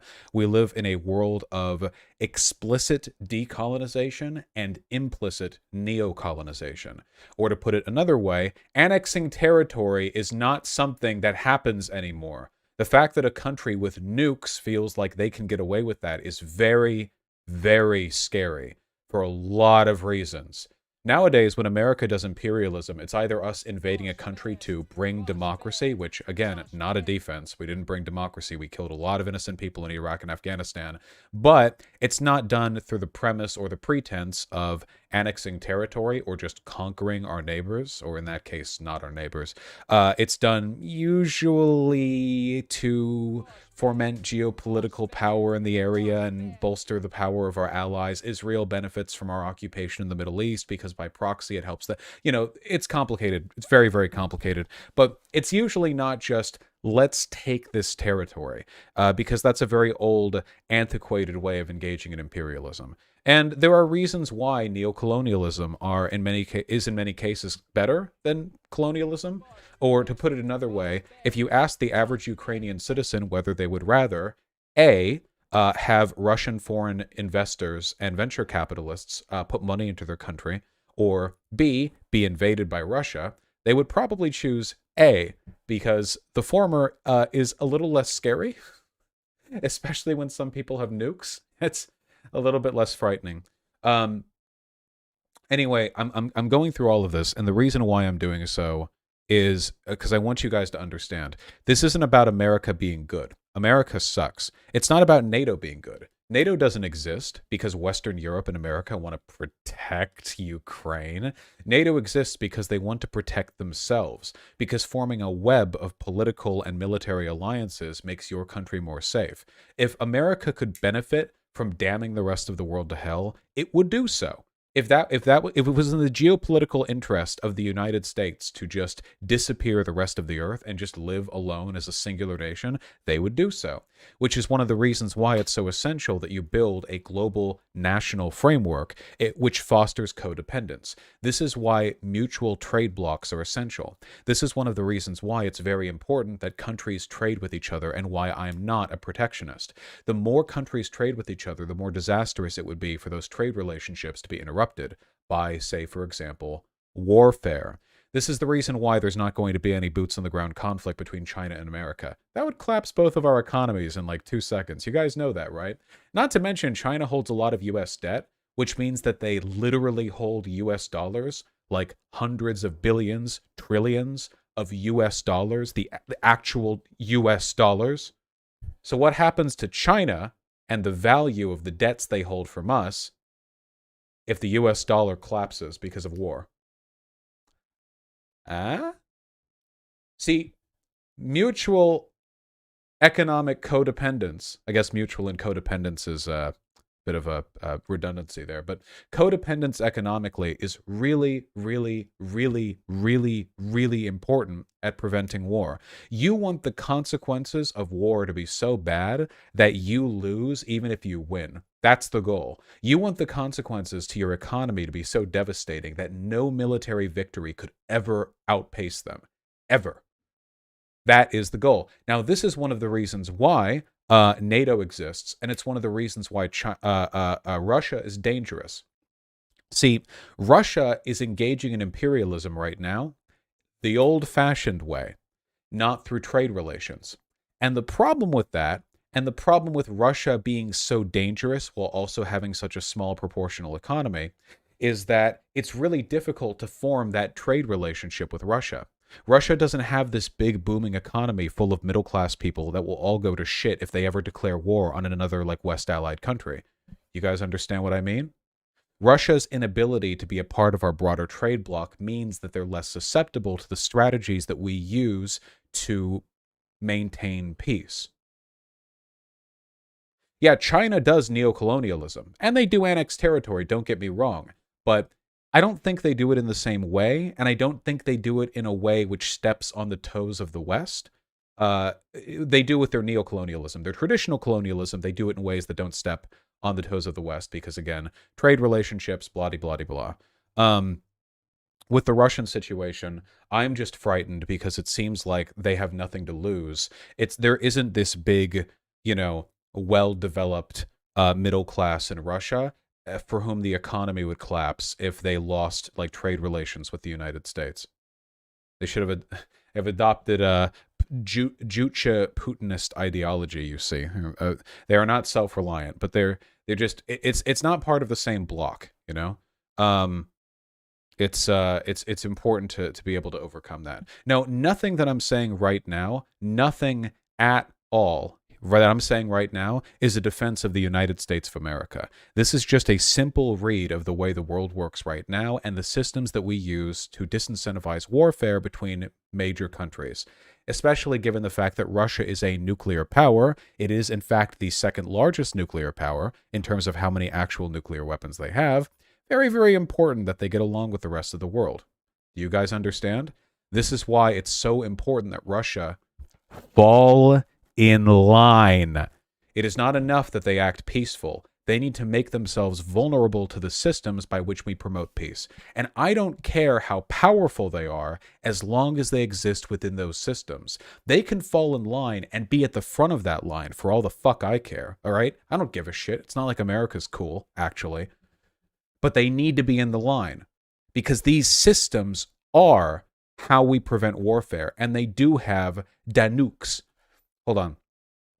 Vosh is factually wrong here. Russia projects its power through trade relations as well. It had trade relations with Belarus, Ukraine, Kazakhstan, other former states. I'm not literally saying they don't trade with other countries.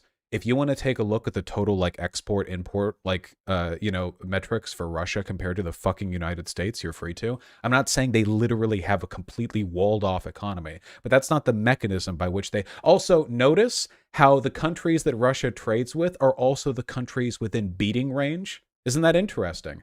Almost as though it uses its disproportionately strong military to compel allegiance from non-nuclear powers in its periphery in order to maintain a trade bloc. The United States doesn't have to use its military all the time to do that.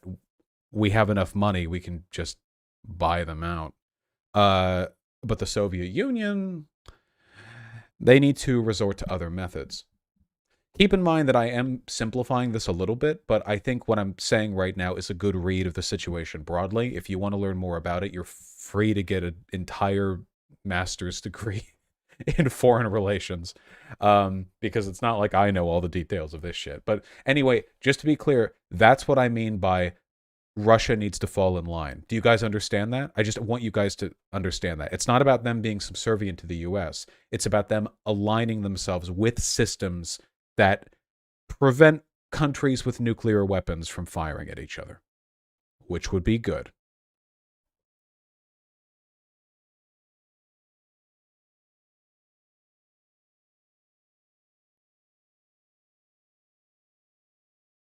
Nice. Apparently, the U.S. felt like it couldn't buy out Iraq or Afghanistan. That wasn't why we were in Iraq and Afghanistan. Artemy, how are we doing? Are we feeling agitated because you're locked in here in the studio? Because you wouldn't stop bullying Pigeon because she wouldn't stop screaming because Furman was too busy in the studio?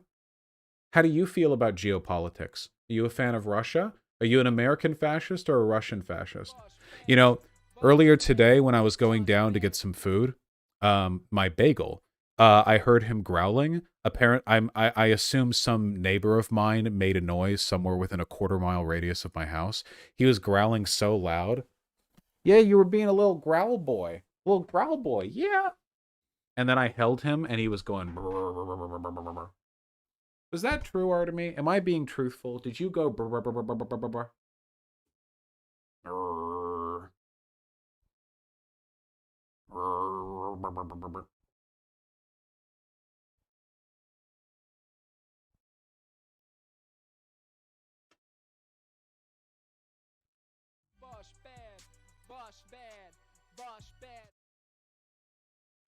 This morning, after I took my shower, I went back into my bedroom, and he was standing up on top of my dresser at the corner. He was doing that polite stand that cats do when their feet are really close to each other and they just sort of look like a Russian nesting doll with their big hips. And he was purring very loudly because he was proud. And he was proud because he used his teeth to knock a thumbtack off of the wall that was holding up a poster. He didn't need it, thankfully. He never actually eats the damn things. Yeah? He did it. Wow. So smart. You're so smart.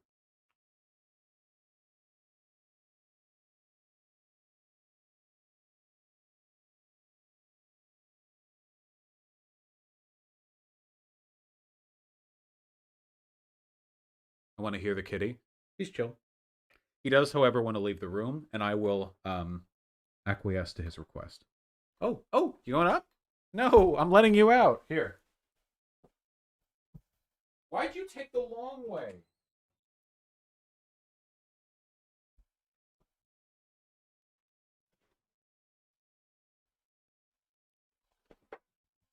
Ugh.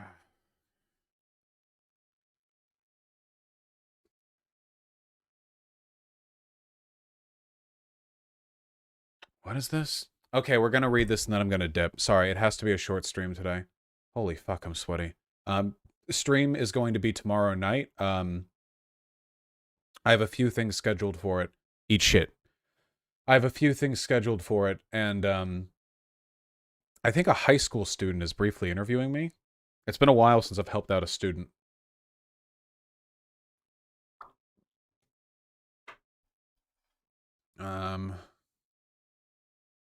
All right, what is this? You cannot help the poor by destroying the... What is this? Well, she was a good take on this for once. Dan Crenshaw with 12 rules for life. 12 more additional rules for life, perhaps? You cannot help the poor by destroying the rich. Guys, I can't make a segment out of this. This is stupid as hell. My answer to every single one of these is going to be, nobody said that you could. You cannot help the poor by destroying the rich. Nobody said that you could. You cannot build character and courage by taking away people's initiative and independence. Oh yeah, that's the thing people want to do. Take away initiative and independence. Okay? You cannot further the brotherhood of man by inciting class hatred. Okay, this you can do. You cannot lift the wage earner up by pulling the wage payer down. Oh, you can do that. No, wait, hold on. You can do some of these things. You cannot bring about prosperity by discouraging thrift. What? You cannot establish sound security on borrowed money? Wait, what? We live in a debtor's economy. Wait, hold on. Debt packages are literally one of the backbones of the modern finance. Okay, this is stupid. I don't care. This is stupid. None of it means anything. None of it means anything. It's all stupid. It doesn't matter. It doesn't matter. It doesn't matter. It doesn't matter. Okay, wait. He stole our thumbnail?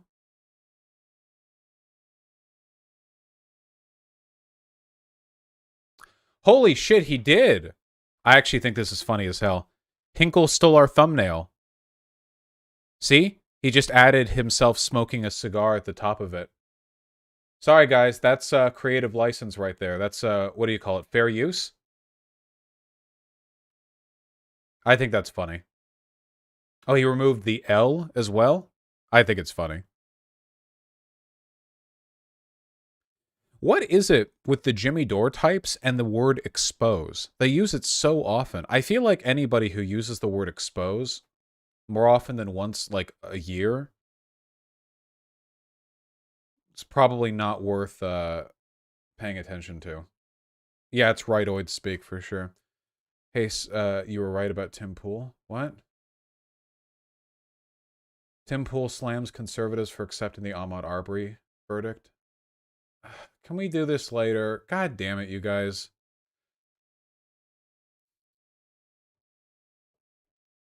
Why are people saying look at RGR? I feel like the situation with RGR is not one which warrants prolonged bullying, because we did the we did the bullying and it was warranted. Wait, there's not even a new video. This is the same video from 3 weeks ago. I haven't seen this. Political hobbyism and online politics. Why do people keep telling me to watch? Guys, you got to learn to let sleeping dogs lie, all right? We did the talk with RGR. We encouraged her to become a better person, and time will tell whether or not she decides to become a better person. There's not much you can do beyond that. It looks like some people have differing opinions on this. It's just her being wrong for an hour, that's it. What watching Destiny does to a motherfucker. I swear to God, I'm the only good fucking person to come out of that community. I absorbed all of the good takes. Like a lich. Oh God, do you think that's what happened to him? The stronger I got, the stupider Destiny got? Oh God. Wait, now I'm complicit. Oh Jesus. Well. Yeah, now it's my fault. Fuck. You could cover Jim Sterling's new video. Wait, what is I'm leaving half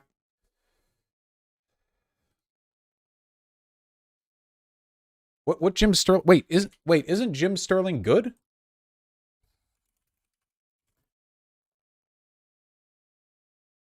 NFT loot boxes are a thing because everyone's bad. You just want me to react to like just like a video. No. I love watching videos in which I agree with everything they say. Jesus. Okay, we'll catch up with donos, then I'm dipping. I love you. Guys, you're very beautiful. Do you know that? Did you know that? I knew that you're beautiful. Hey! If you're watching this right now, and you're not subscribed to the Vosh Pit, you are a goddamn fool. You're going to fall prey to a phishing scam any day now, okay? You're going to get a call from somebody who claims to be, the manager at Microsoft saying that in order to fix your computer, he's going to need your social security number, and you're going to do it. You're not watching the Vosh Pit? You goddamn fools. Phishing scam? PH-ishing, not F-ishing. Look it up. It's pretty wacky.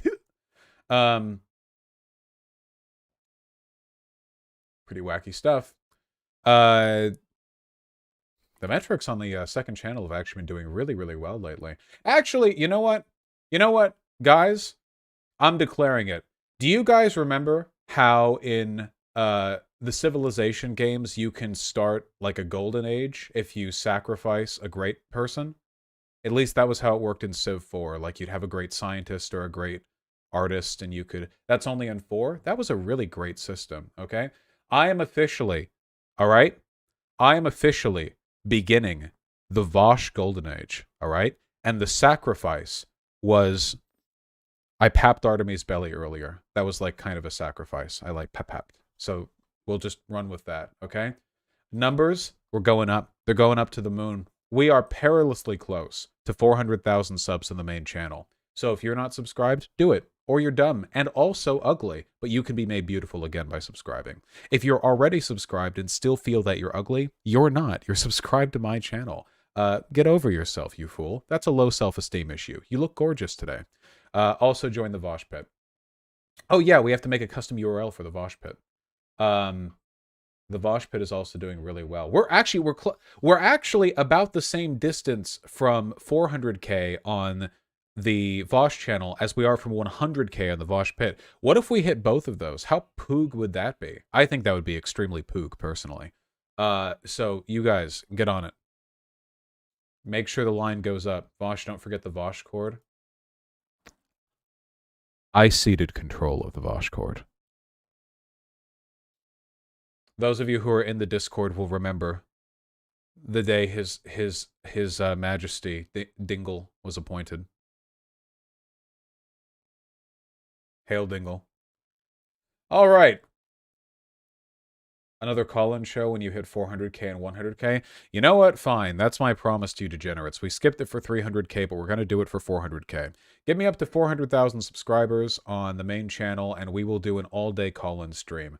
I will sit in my Discord. I will sit here in this chair, and I will endure just a cavalcade of extremely interesting conversations from you non-media trained people.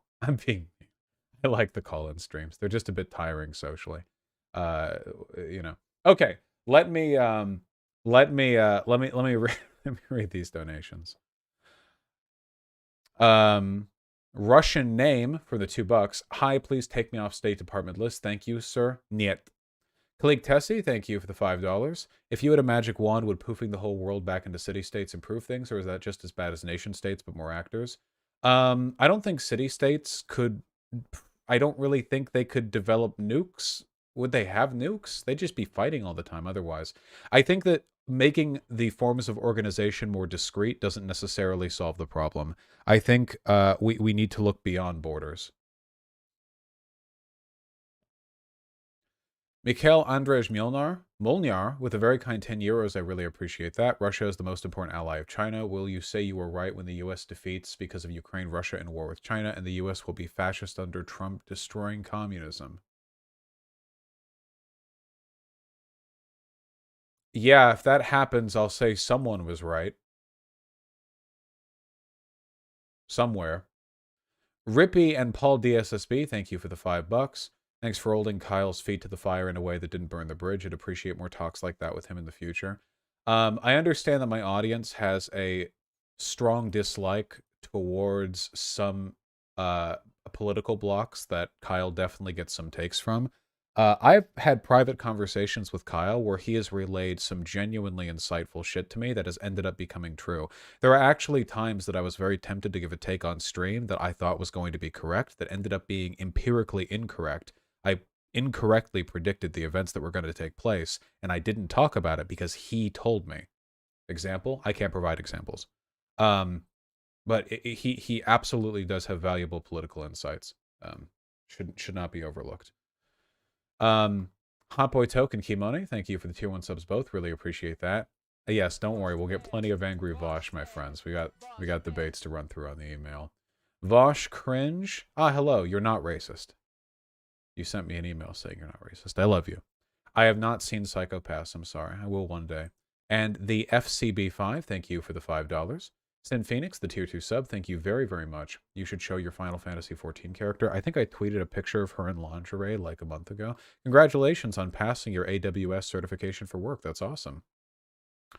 Jackson CS with the $10. Russia was literally one of the G8 countries, literally a formal association of global industrial powers before China surpassed Japan until 2014 Crimea. Yeah, they have. Russia has pretty much explicitly said that they have no interest in playing ball with the rest of the world. Like they've said that pretty much directly and unambiguously. That you know, being part of a global community economically is not something they're interested in. If the chat's refreshing, why are we getting 4 Kimone tier 1 subs? Interesting. I imagine White Nervosa is probably doinking around with something. Hold on.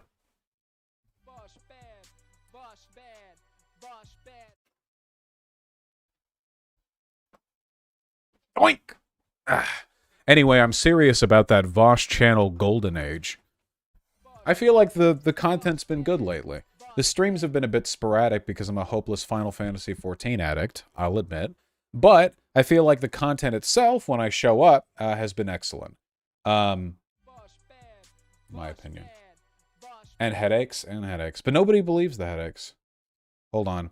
Vosh, IMO, your language earlier suggested supporting broad economic sanctions, especially with starve them out. You should choose less hyperbolic language. Soak then left. You naive fool. You're coming into the Vosh stream telling Vosh to use less hyperbolic language.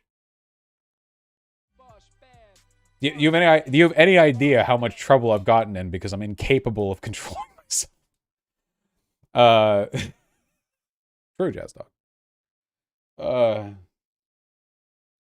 You're correct, of course. In reality, sanctions should be targeted in ways that affect the oligarchs. It's not as though they have a democracy, so making the people suffer isn't going to change Putin's behavior, and would probably actually ferment antagonism against the West because Putin would be able to very easily blame the starvation of the people on the West, whereas targeting the oligarchs would deny them their propaganda tool and would target the people who actually do have a say in the Kremlin. There. But I think I said that while talking with Kyle. I just, you know. Anyway, the FCB 5, thank you for the $2. When will Kyle ask Jimmy Dore for an apology? I don't think that'll happen on either end.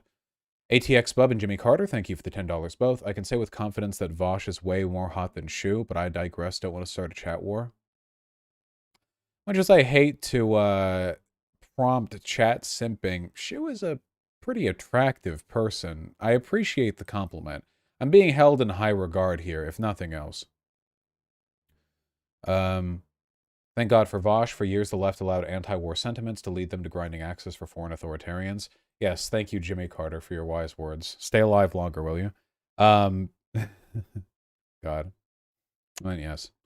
Skelicopter and Michael Carrillo, thank you for the $5 both. NATO hasn't officially expanded eastward since 2004, right? Why should we trust that Russia is legitimately scared of NATO?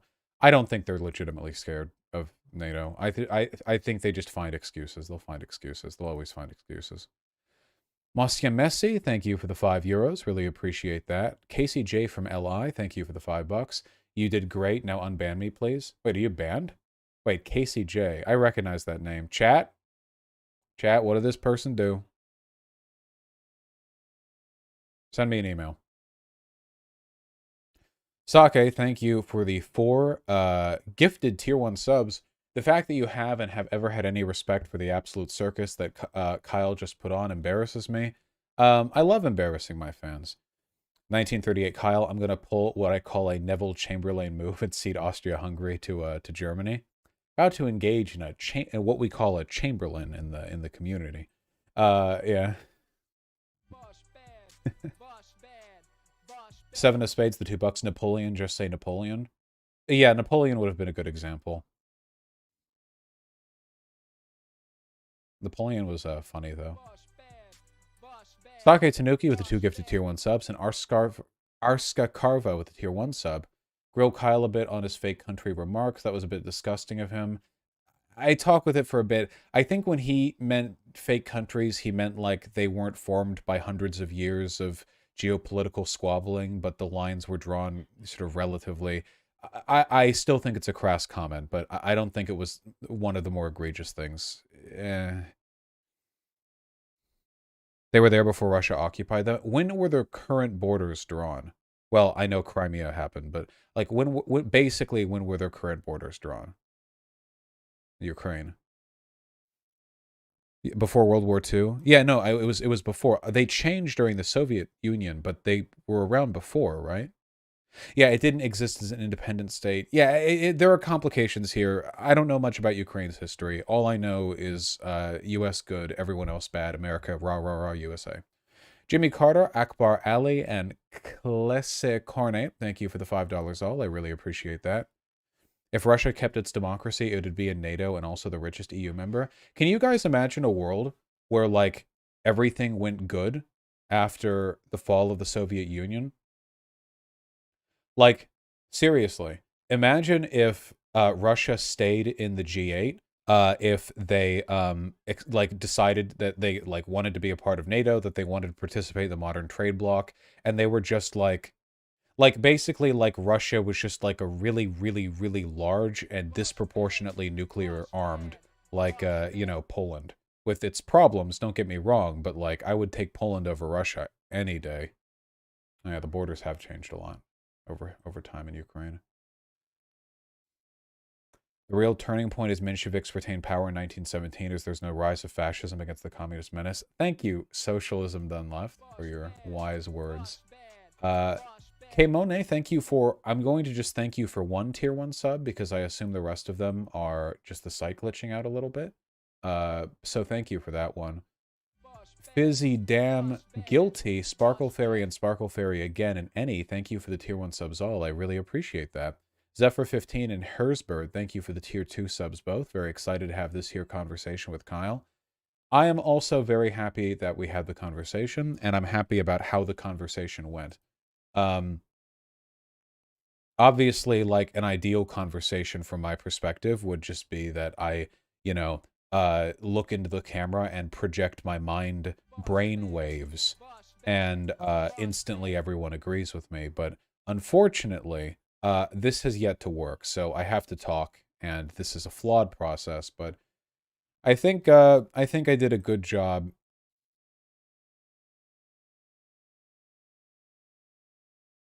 I wonder if there's any post about that on the Secular Talk subreddit. The Secular Talk subreddit has in the past been, I think, fairly critical of Kyle. Not like Not like crazy so, but I think that the Secular Talk subreddit seems pretty good ever since the Jimmy Dore types left it, back when that all happened.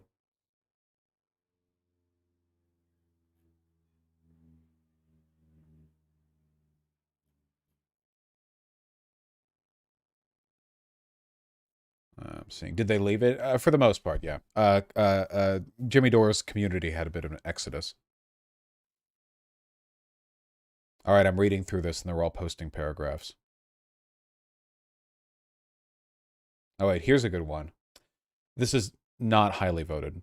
No offense, but Vosh is a public entertainer and nothing more. That's at least a good part of what I do. People who see him as an actual progressive, and or intellectual are just being stupid. His entire career is debating online armchair intellectuals. He never actually knows what he's talking about and usually just uses a lot of fancy and or emotionally loaded buzzwords to make his audience think he's an intellectual when he's usually just being fallacious or talking gibberish. It's funny because that criticism applies to the paragraph that's levying. Here's my prediction. Vosh calls every argument either a misinterpretation or proven Russian propaganda.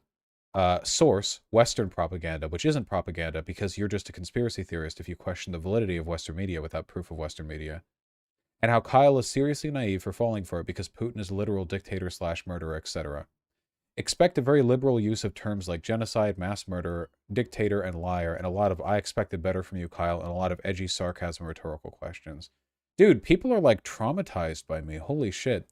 You know, a long time ago, like 2 years ago for my birthday, my dad ordered me a mug that was from Urban Dictionary that had the definition of post-traumatic Vosh disorder posted on it. And it's like the severe psychological experience of losing a debate. I love them. Like, it's so cute. Vosh, can we see it? Yes, you can. Thank you. How cute is that, huh? I'm glad to have supportive parents. Thank you, Canoe. Is that gonna... Having an unhealthy obsession over leftist YouTuber Vosh as a result of getting owned by him in a debate. Most notorious people with PTVD are Sargon of Akkad and Stefan Molyneux. We got to update this. There are a lot of people. You could probably fill the entire mug, wraparound text, 10 font with people who would fit this description. Hey, hey, hey, this isn't my merch. Hey, hey, hey, stop it. No, shh. You guys, my dad got this for me. If you guys are going to get this, it will need to cost twice as much, be made by a cooperative, and you'll get it from my site. Thank you.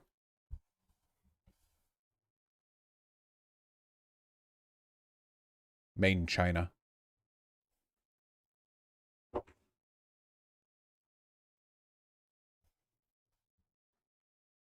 China. I just heard Conyer go China down from in the kitchen. Just heard that. Okay, hold on. More shit to read. Sky Shark, thank you. And Radomir Putin, thank you for the $5 both. Would you ever do a team debate with Kyle for lefty solidarity? If it was the thing we both like believed in and agreed on, then I think that Kyle is very proficient at arguing his points. I still fondly remember that Razor Fist debate. God, that was such a fucking... Oof. However, I'm generally not a big fan of co-op debates. I tend to turn them down. I've only ever actually done two, I think. One with Destiny and one with Hunter Avalon. Both of which went pretty good. So, you know.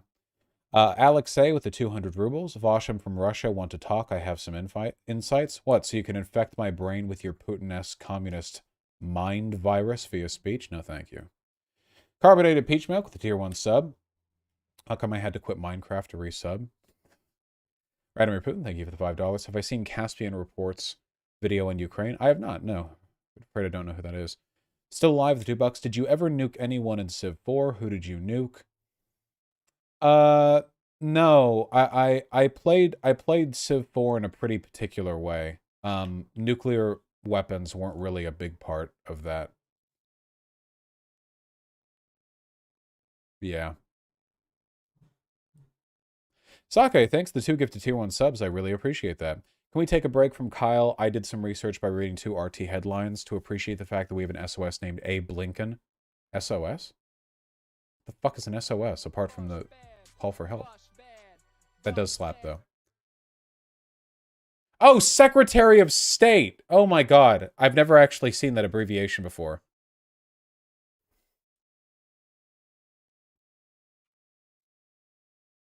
I feel like kind of a fool right now. Mickey Chan, thank you for the $10. Really appreciate that. Paul DSSB, thank you for the $5. My cousin's getting married next month, and I love them both, but when the rabbi says Mr. and Mrs. Beta, I'm going to have to try my hardest not to laugh. Good luck. Be nice now. In Civilization 4, nuclear weapons weren't that amazing on very large maps in Civilization 4. I think I don't think they were like a big part of the. Also, you destroy the territory, right? I always tried to go for the world conquest ending, but if you're nuking cities before conquering them, you're losing out on a lot of infrastructure. Felicity C, Cabello, YRPM again, Big Pooper, Any, again, thank you very kindly, and CRM38, thank you for the tier 1 subs all. I really, really appreciate that. Rude Broadcast and JC Hong, thank you for the $5 both. Is sending explicitly gay stuff to homophobic right-wingers trolling? Oh, these are older donations. No, I wouldn't say that's trolling. It's essentially harassment. Depending on the context, it can be funny, but I'd be careful with that kind of stuff.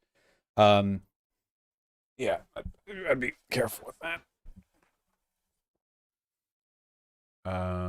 Huggin' Raven, thank you for the $5. Mochi Ice Cream, likewise. Vosh, for fun, if I donated $10, would you look at my art and guess my gender and sexuality? Maybe we could make it a segment if other viewers did this too. That would be funny, but I know that you, along with all other people in my audience, are pansexual trans girls. I've seen the polls. Jonathan B, thanks for the 10. Shark Snack, thank you for the 15. Really appreciate that. M68 Ken and Vibrant Pico, thank you for the $5 both. PK, thank you for the $30. I really appreciate that. I have no problem with people deciding to join the military. Well, I take that back. I don't like it, but I don't think we should be like shitty to people if they've been in the military. Bat Canary and Dave does his spin move. Thank you for the $5 both. Royce McHale and Cosmothulu, thank you for the tier 1 subs both. Yes, Biden did indeed get a cat. And this is maybe the best thing that's come out of the White House. I love them. Ooh, so inquisitive. You guys know how I have bemoaned the fact that my cats will never know that they're famous? Think about this cat. Cat Sir, thank you for the 4 gifted tier 1 subs. Really appreciate that. Sparkle Fairy, the tier 2 sub. Thank you kindly. Carry One, the tier 4 sub. It's very, very kind of you. Koi Cadaver, thank you for the $50. These are old donos. I'm sorry I didn't get to them, guys. I really appreciate that. Chimera Moth, Spadazy, and Badger, thank you for the tier 1 subs all. Blame It on the Bubble, Mr. Raynard, 85D2D Derek, Jacob Hawks, Maniac Hook, and Maniac Hook again, 85D2D Derek again, and Dova Keening. Thank you all for the incredibly kind $5 donations. I really, really appreciate those. Scarlet Death, thanks the tier 2 sub. Oh Sweet Potatoes and Sake, thank you for the $10 both. I love you too, Oh Sweet Potatoes. One Shook Boy, thank you for the very kind $10. Yeah, I hope so too. Raptor, thanks the gifted tier 4 sub. Very kind of you. And Altfax with the tier 4 sub for yourself. I really appreciate that, comrade. Comrade Robin Hood, thank you for the $5 twice over. Really appreciate that. Sake with the 2 gifted tier 1 subs. Stream with Xander Corvus so we can have Vosh and Porn Vosh.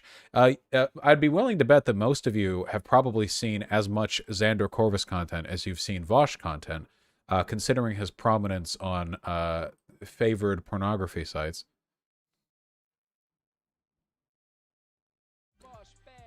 Xenar Thran and Sake Tanuki, thank you for the $10 both. Really appreciate that. Zigabiz and Jackson CS, thank you for the $20 both. I really appreciate that.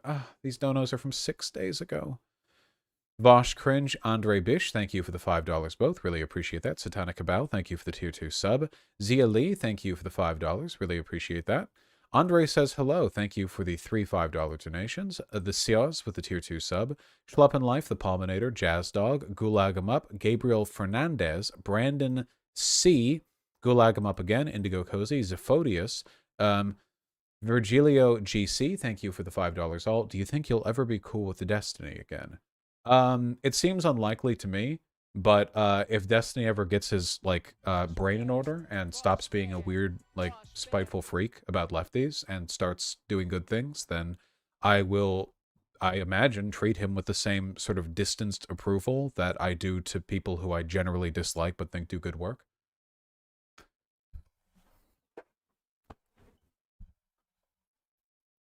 Inkleblue and JC Hung, thank you for the $2 both. Really appreciate that. He was actually beefing with Lauren Southern on Twitter recently. Oh, I'm sure. Destiny's not a fascist. He's a spiteful anti-left contrarian with strong classist tendencies.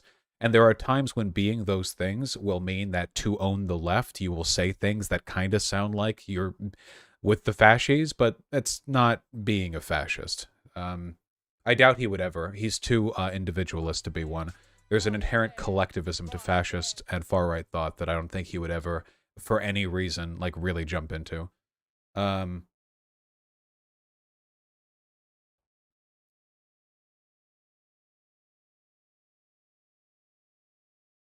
I assume. Oh, I finally finished the main campaign for Final Fantasy XIV. Don't worry, guys. I didn't skip the last few cutscenes. I thought it was nice. I thought the ending was nice.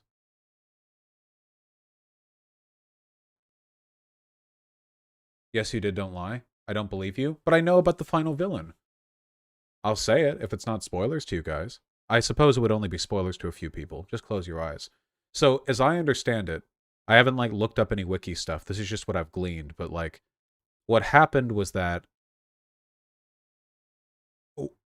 a race of people from a former astral age, basically like a previous age of fire to use a Dark Souls analogy, um they wanted to explore the mysteries of the universe and make contact with other civilizations, so they developed a new kind of life form which had an inherent empathic ability and had a sort of hive mind where they could communicate with each other. And this thing was called something melon male meal Medion Metean Melon. She was called Melon. And they sent Melon, only Hermes wanted to do that. Shh, nobody cares. And Melon was sent out a bunch of copies of her because she all shares the brain. And basically, she went to every corner of the universe and found that all there was suffering. That in millions of civilizations, billions of them, all she could find were war and plague and famine, of civilization self-destructing, of noble people choosing suicide over continued meaningless existence. And eventually, after realizing that everything sucks, uh, she made contact with the Melon who was back on the homeworld, and the emotional shock of that made her fucking crazy. And now she's back, and she's like, well, might as well speed everything up. We're getting rid of this. We're getting rid of life. And then she turns into a goth chick. I think her design is nice. Not this design, by the way. I don't give a shit about this fucking in-game character model. Oh, wow, she has hair wings. Literally bird head. Where's her as the boss? What is she called? The End Singer?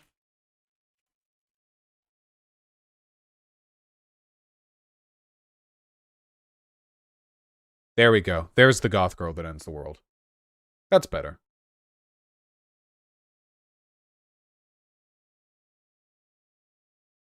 Yes, Vermin. What is this? The final boss. She's got a really, really, really cool attack too. I know I'm being like dorky right now for even like caring about this, but like the fights in Final Fantasy XIV are monumentally more cinematic than the fights are in WoW. I wasn't really ready for that. In WoW, like you'll enter a room and there will be a goblin, and his name will be like Goblin Wrenchcock. And like his power is that he invented a wrench that shits on you as it flies. And that's like a 10-minute fight, you know? What? I don't want to hold it. I can hold it in front of the fine here. This is gonna freak them out. Guys, this is a taxidermy. It's okay. I'm happy with it. No, I think it's indicative of a lot of talent, but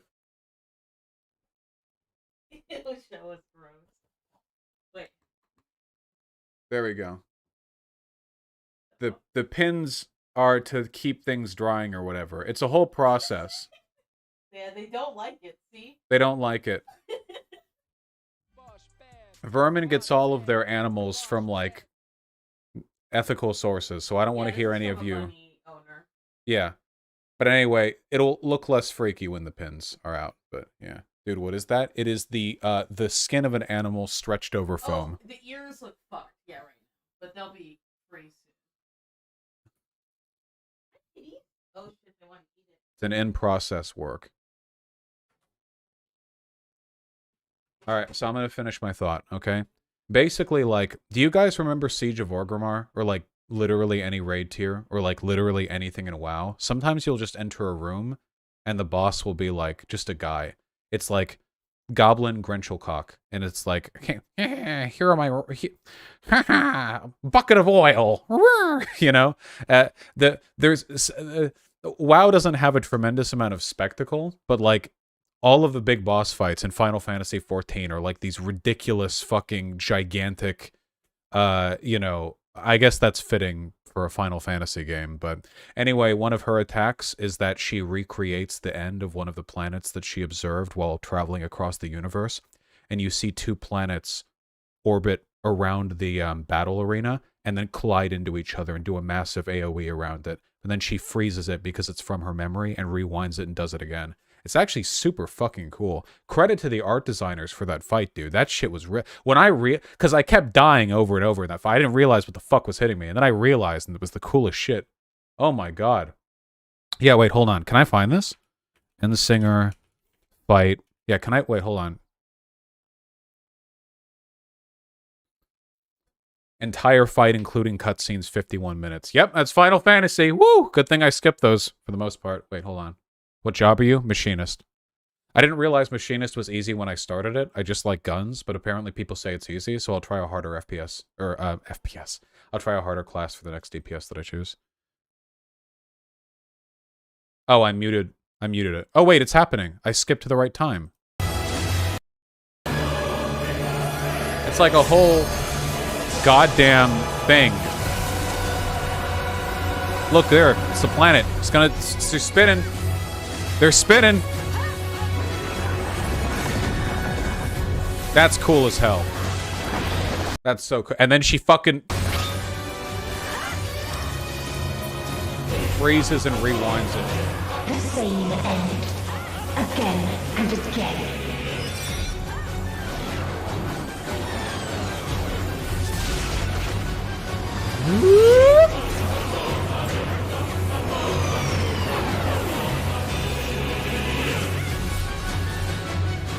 Wait, do they explode again at the same location or in the other location? Same location. No? Wait, where do they land?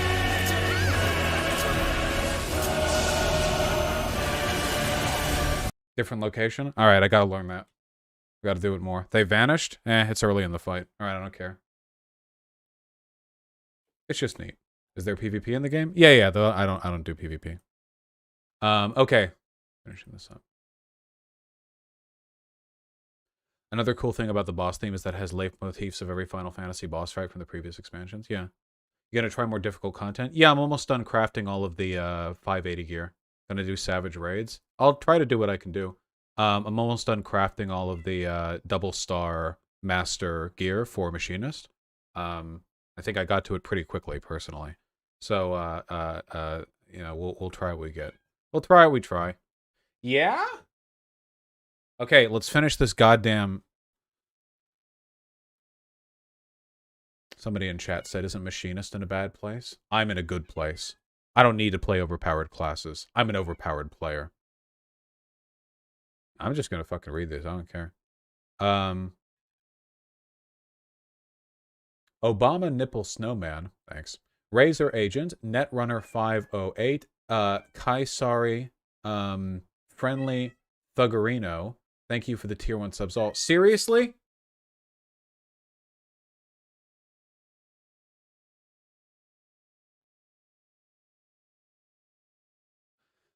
Dendrago, Ceylon B, thank you for the $5 both. Posada Sean with the $2. Mevlana Rumi, thank you for the $3. Sake and Normally Open 6 days ago both gave me $50, and I really, really appreciate it. Normally Open, I would never DMCA you over that. Thank you very, very much. I really appreciate that. Moist McPenis, Sam Deman, Any, thank you for the tier 1 subs all. Really appreciate those. Warship Saitan, Real Radhom, thank you for the $10 both. Very kind of you. HTTP Lovecraft likewise, and J Blue likewise as well. Lacey Sneaky Wikiki, thank you for the tier 4 sub. I really appreciate that. Some people in your chat have no idea what it's like being poor. Anyway, trans/NB writes, and new cat tucks, he may have magical powers. Ooh. New cat. Wee. Ooh. Beautiful. The Baron 999, thank you for the $3. Soviet Ball with the $5. Thank you kindly. Bernie 11, Jotun's Dotir, and Sake, thank you for the $10 all. Full Metal Socialist with the $15. Thank you kindly. And Sky Shark, thank you for the $20. I'm really happy to hear that my sneaky debate tactics helped you avoid fights that came out. And Te Noobist World with the $2. Thank you. Now, all the remaining donos are from today. So let's finish those.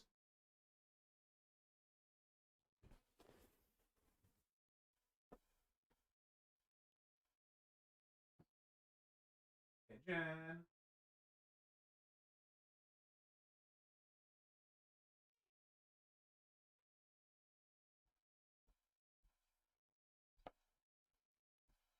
She ran to the edge of the stairs, meowed at my outstretched hand, and then zipped down. She knows. She knew she was about to be picked up.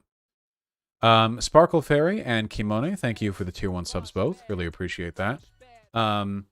Shocked to Life 561, thank you for the $10. Recently saw a pic of a Maine Coon, now I want one. What do you think of those cats? Maine Coon cats are huge. Big furry babies.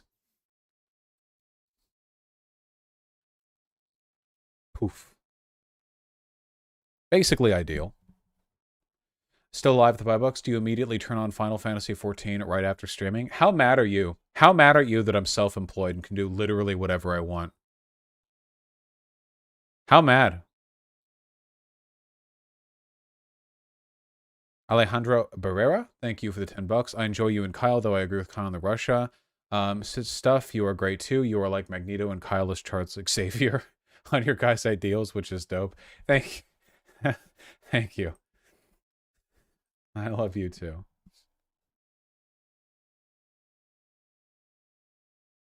Dude, the hoes love video game OSTs.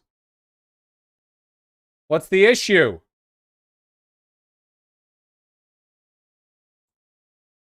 Courage the Cowardly Dog slaps. Mr. Kolb and Ashu Girl, thank you for the $5 both.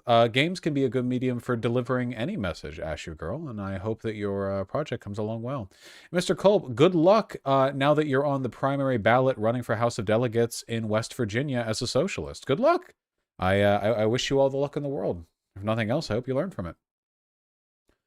Asban, thank you for the $10. My question for Kyle is, if Russia eats up all the buffer states, then what does NATO and Russia do for the new buffer? Goes right back to the tensions of no buffer. Yeah, kind of kicking the can down the road.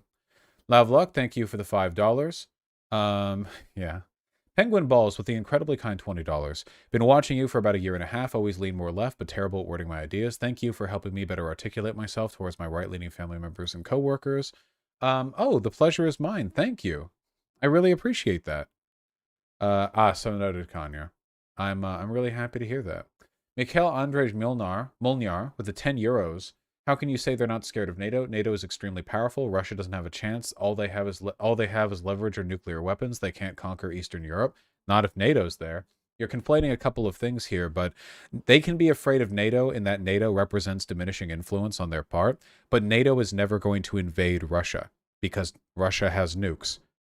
You say all Russia has as leverage is nuclear weapons, but that's like the main thing. It's like all they have is like several thousand nuclear weapons. Well, actually, that's of great concern to NATO. That makes a big difference in terms of how they handle Yeah, nukes are the most leverage. There's no chance of NATO invading. Not unless Russia not unless like Russia like threatens nuclear wars. Like some insane shit would have to happen. Isn't NATO just a defensive alliance? They've been known to do some non-defensive things, but yes, that's their principal objective. Flaming Tricycle with $10. Russia made a treaty in 1994 to guarantee Ukrainian sovereignty and territory. Yeah, I bet Ukraine's not happy they gave up those nukes. Geralta Boring Trivia, the $5. Finally found out what Bussy is short for. The state anthem of Belarus is My Belarusi. That slaps. Inca Blue with the $2. I think you'll really like the character design of the new LoL champ. I don't care if League cringe. Nah, Riot's always done really good artwork. Their artists are always really good.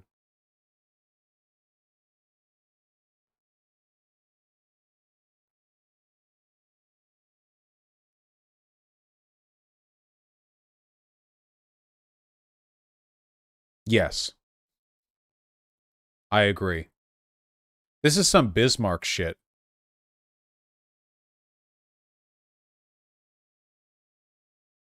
Left is base skin. So wait, this is the base skin? Okay. I thought this was. This is the base skin? Jesus Christ. Okay, can I just say that in terms of like aesthetic, there are very few things that are better than large woman with big tits wearing a shirt that's unbuttoned a few and then a tailored vest. That is one of the highest tier. That is just such an exceptionally high tier aesthetic. It's almost incomparable, really. Needs more abs though. I feel like she probably has abs. That's a feeling that I have. In my heart, you know. You just hear Pigeon screaming. She's so spoiled. All right, guys. I love you very, very much. Oh, you know what? Pigeon. Oh, Corvus Rex, the 2,000 rubles. Russian American here. This debate with Kyle was very interesting, although some takes did seem weak on both sides for lack of historical knowledge. Anyway, here's some rubles so people can now scream that you shill for both CIA and our FSB. Must love from Moscow. Thank you. I appreciate that. Hold on. I hear her screaming. Stop.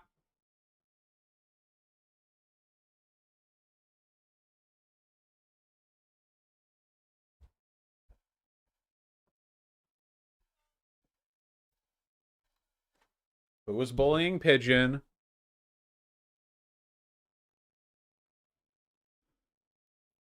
Yeah, you're licking because you have the taste of pigeon in your mouth.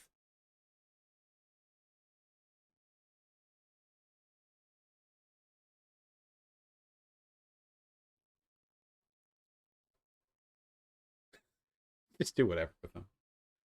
All right.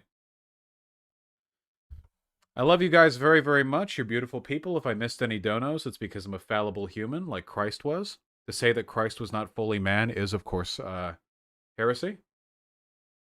Respect the teachings of Christ. And respect this baby. Oh, also, if you're watching, let me see. This is just as an experiment. I'm going to be shameless for a second. If you're watching right now and you're not subscribed to the Vosh Pit, you should do that. And I just want to see the number go up. Can we do that? I think we could do that. I feel like there would be a change. You know? You got to do it. Do it to make number go up. Number go up is the greatest life pleasure for an autistic guy. Though I guess anyone who's stuck around in the stream for this long is probably the type of person who would watch me on both channels. Just the Vosh Pit on YouTube. Look, Artemy wants you to do it. Pigeon does too. Look. Oh, he's gonna see Kyle. Oh no. You gotta stop him. Ooh. You are so floppy. You are so floppy. We sacrificed him for the Golden Age. Look. Yeah? Yeah, what are you going to do about it? Be cute? Oh, no. Oh, no. Oh, no, it's you being fucking adorable.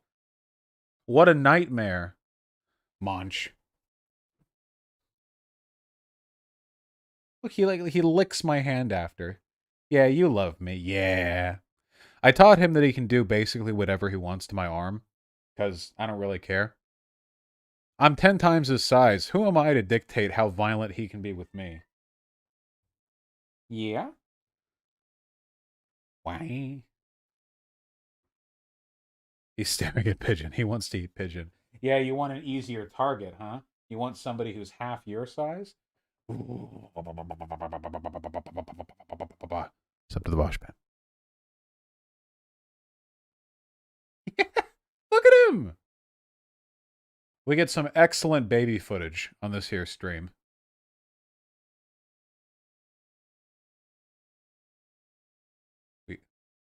Oh, someone? Yeah. Artemy, you gotta let go. Who should we host? Who's streaming? Host Dylan? We're gonna host Dylan. It's been a while. Artemy, you didn't even break the skin, you pussy. Artemy, you're not getting complacent, are you? Ooh, no, he's not.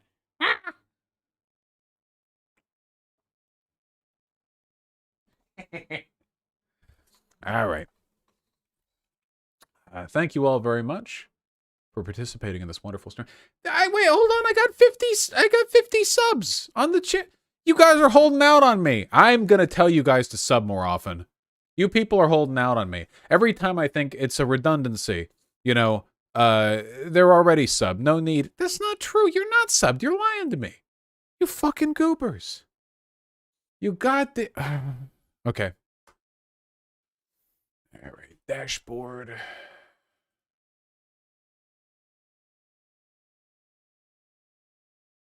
Yeah, you gotta whip these people into compliance.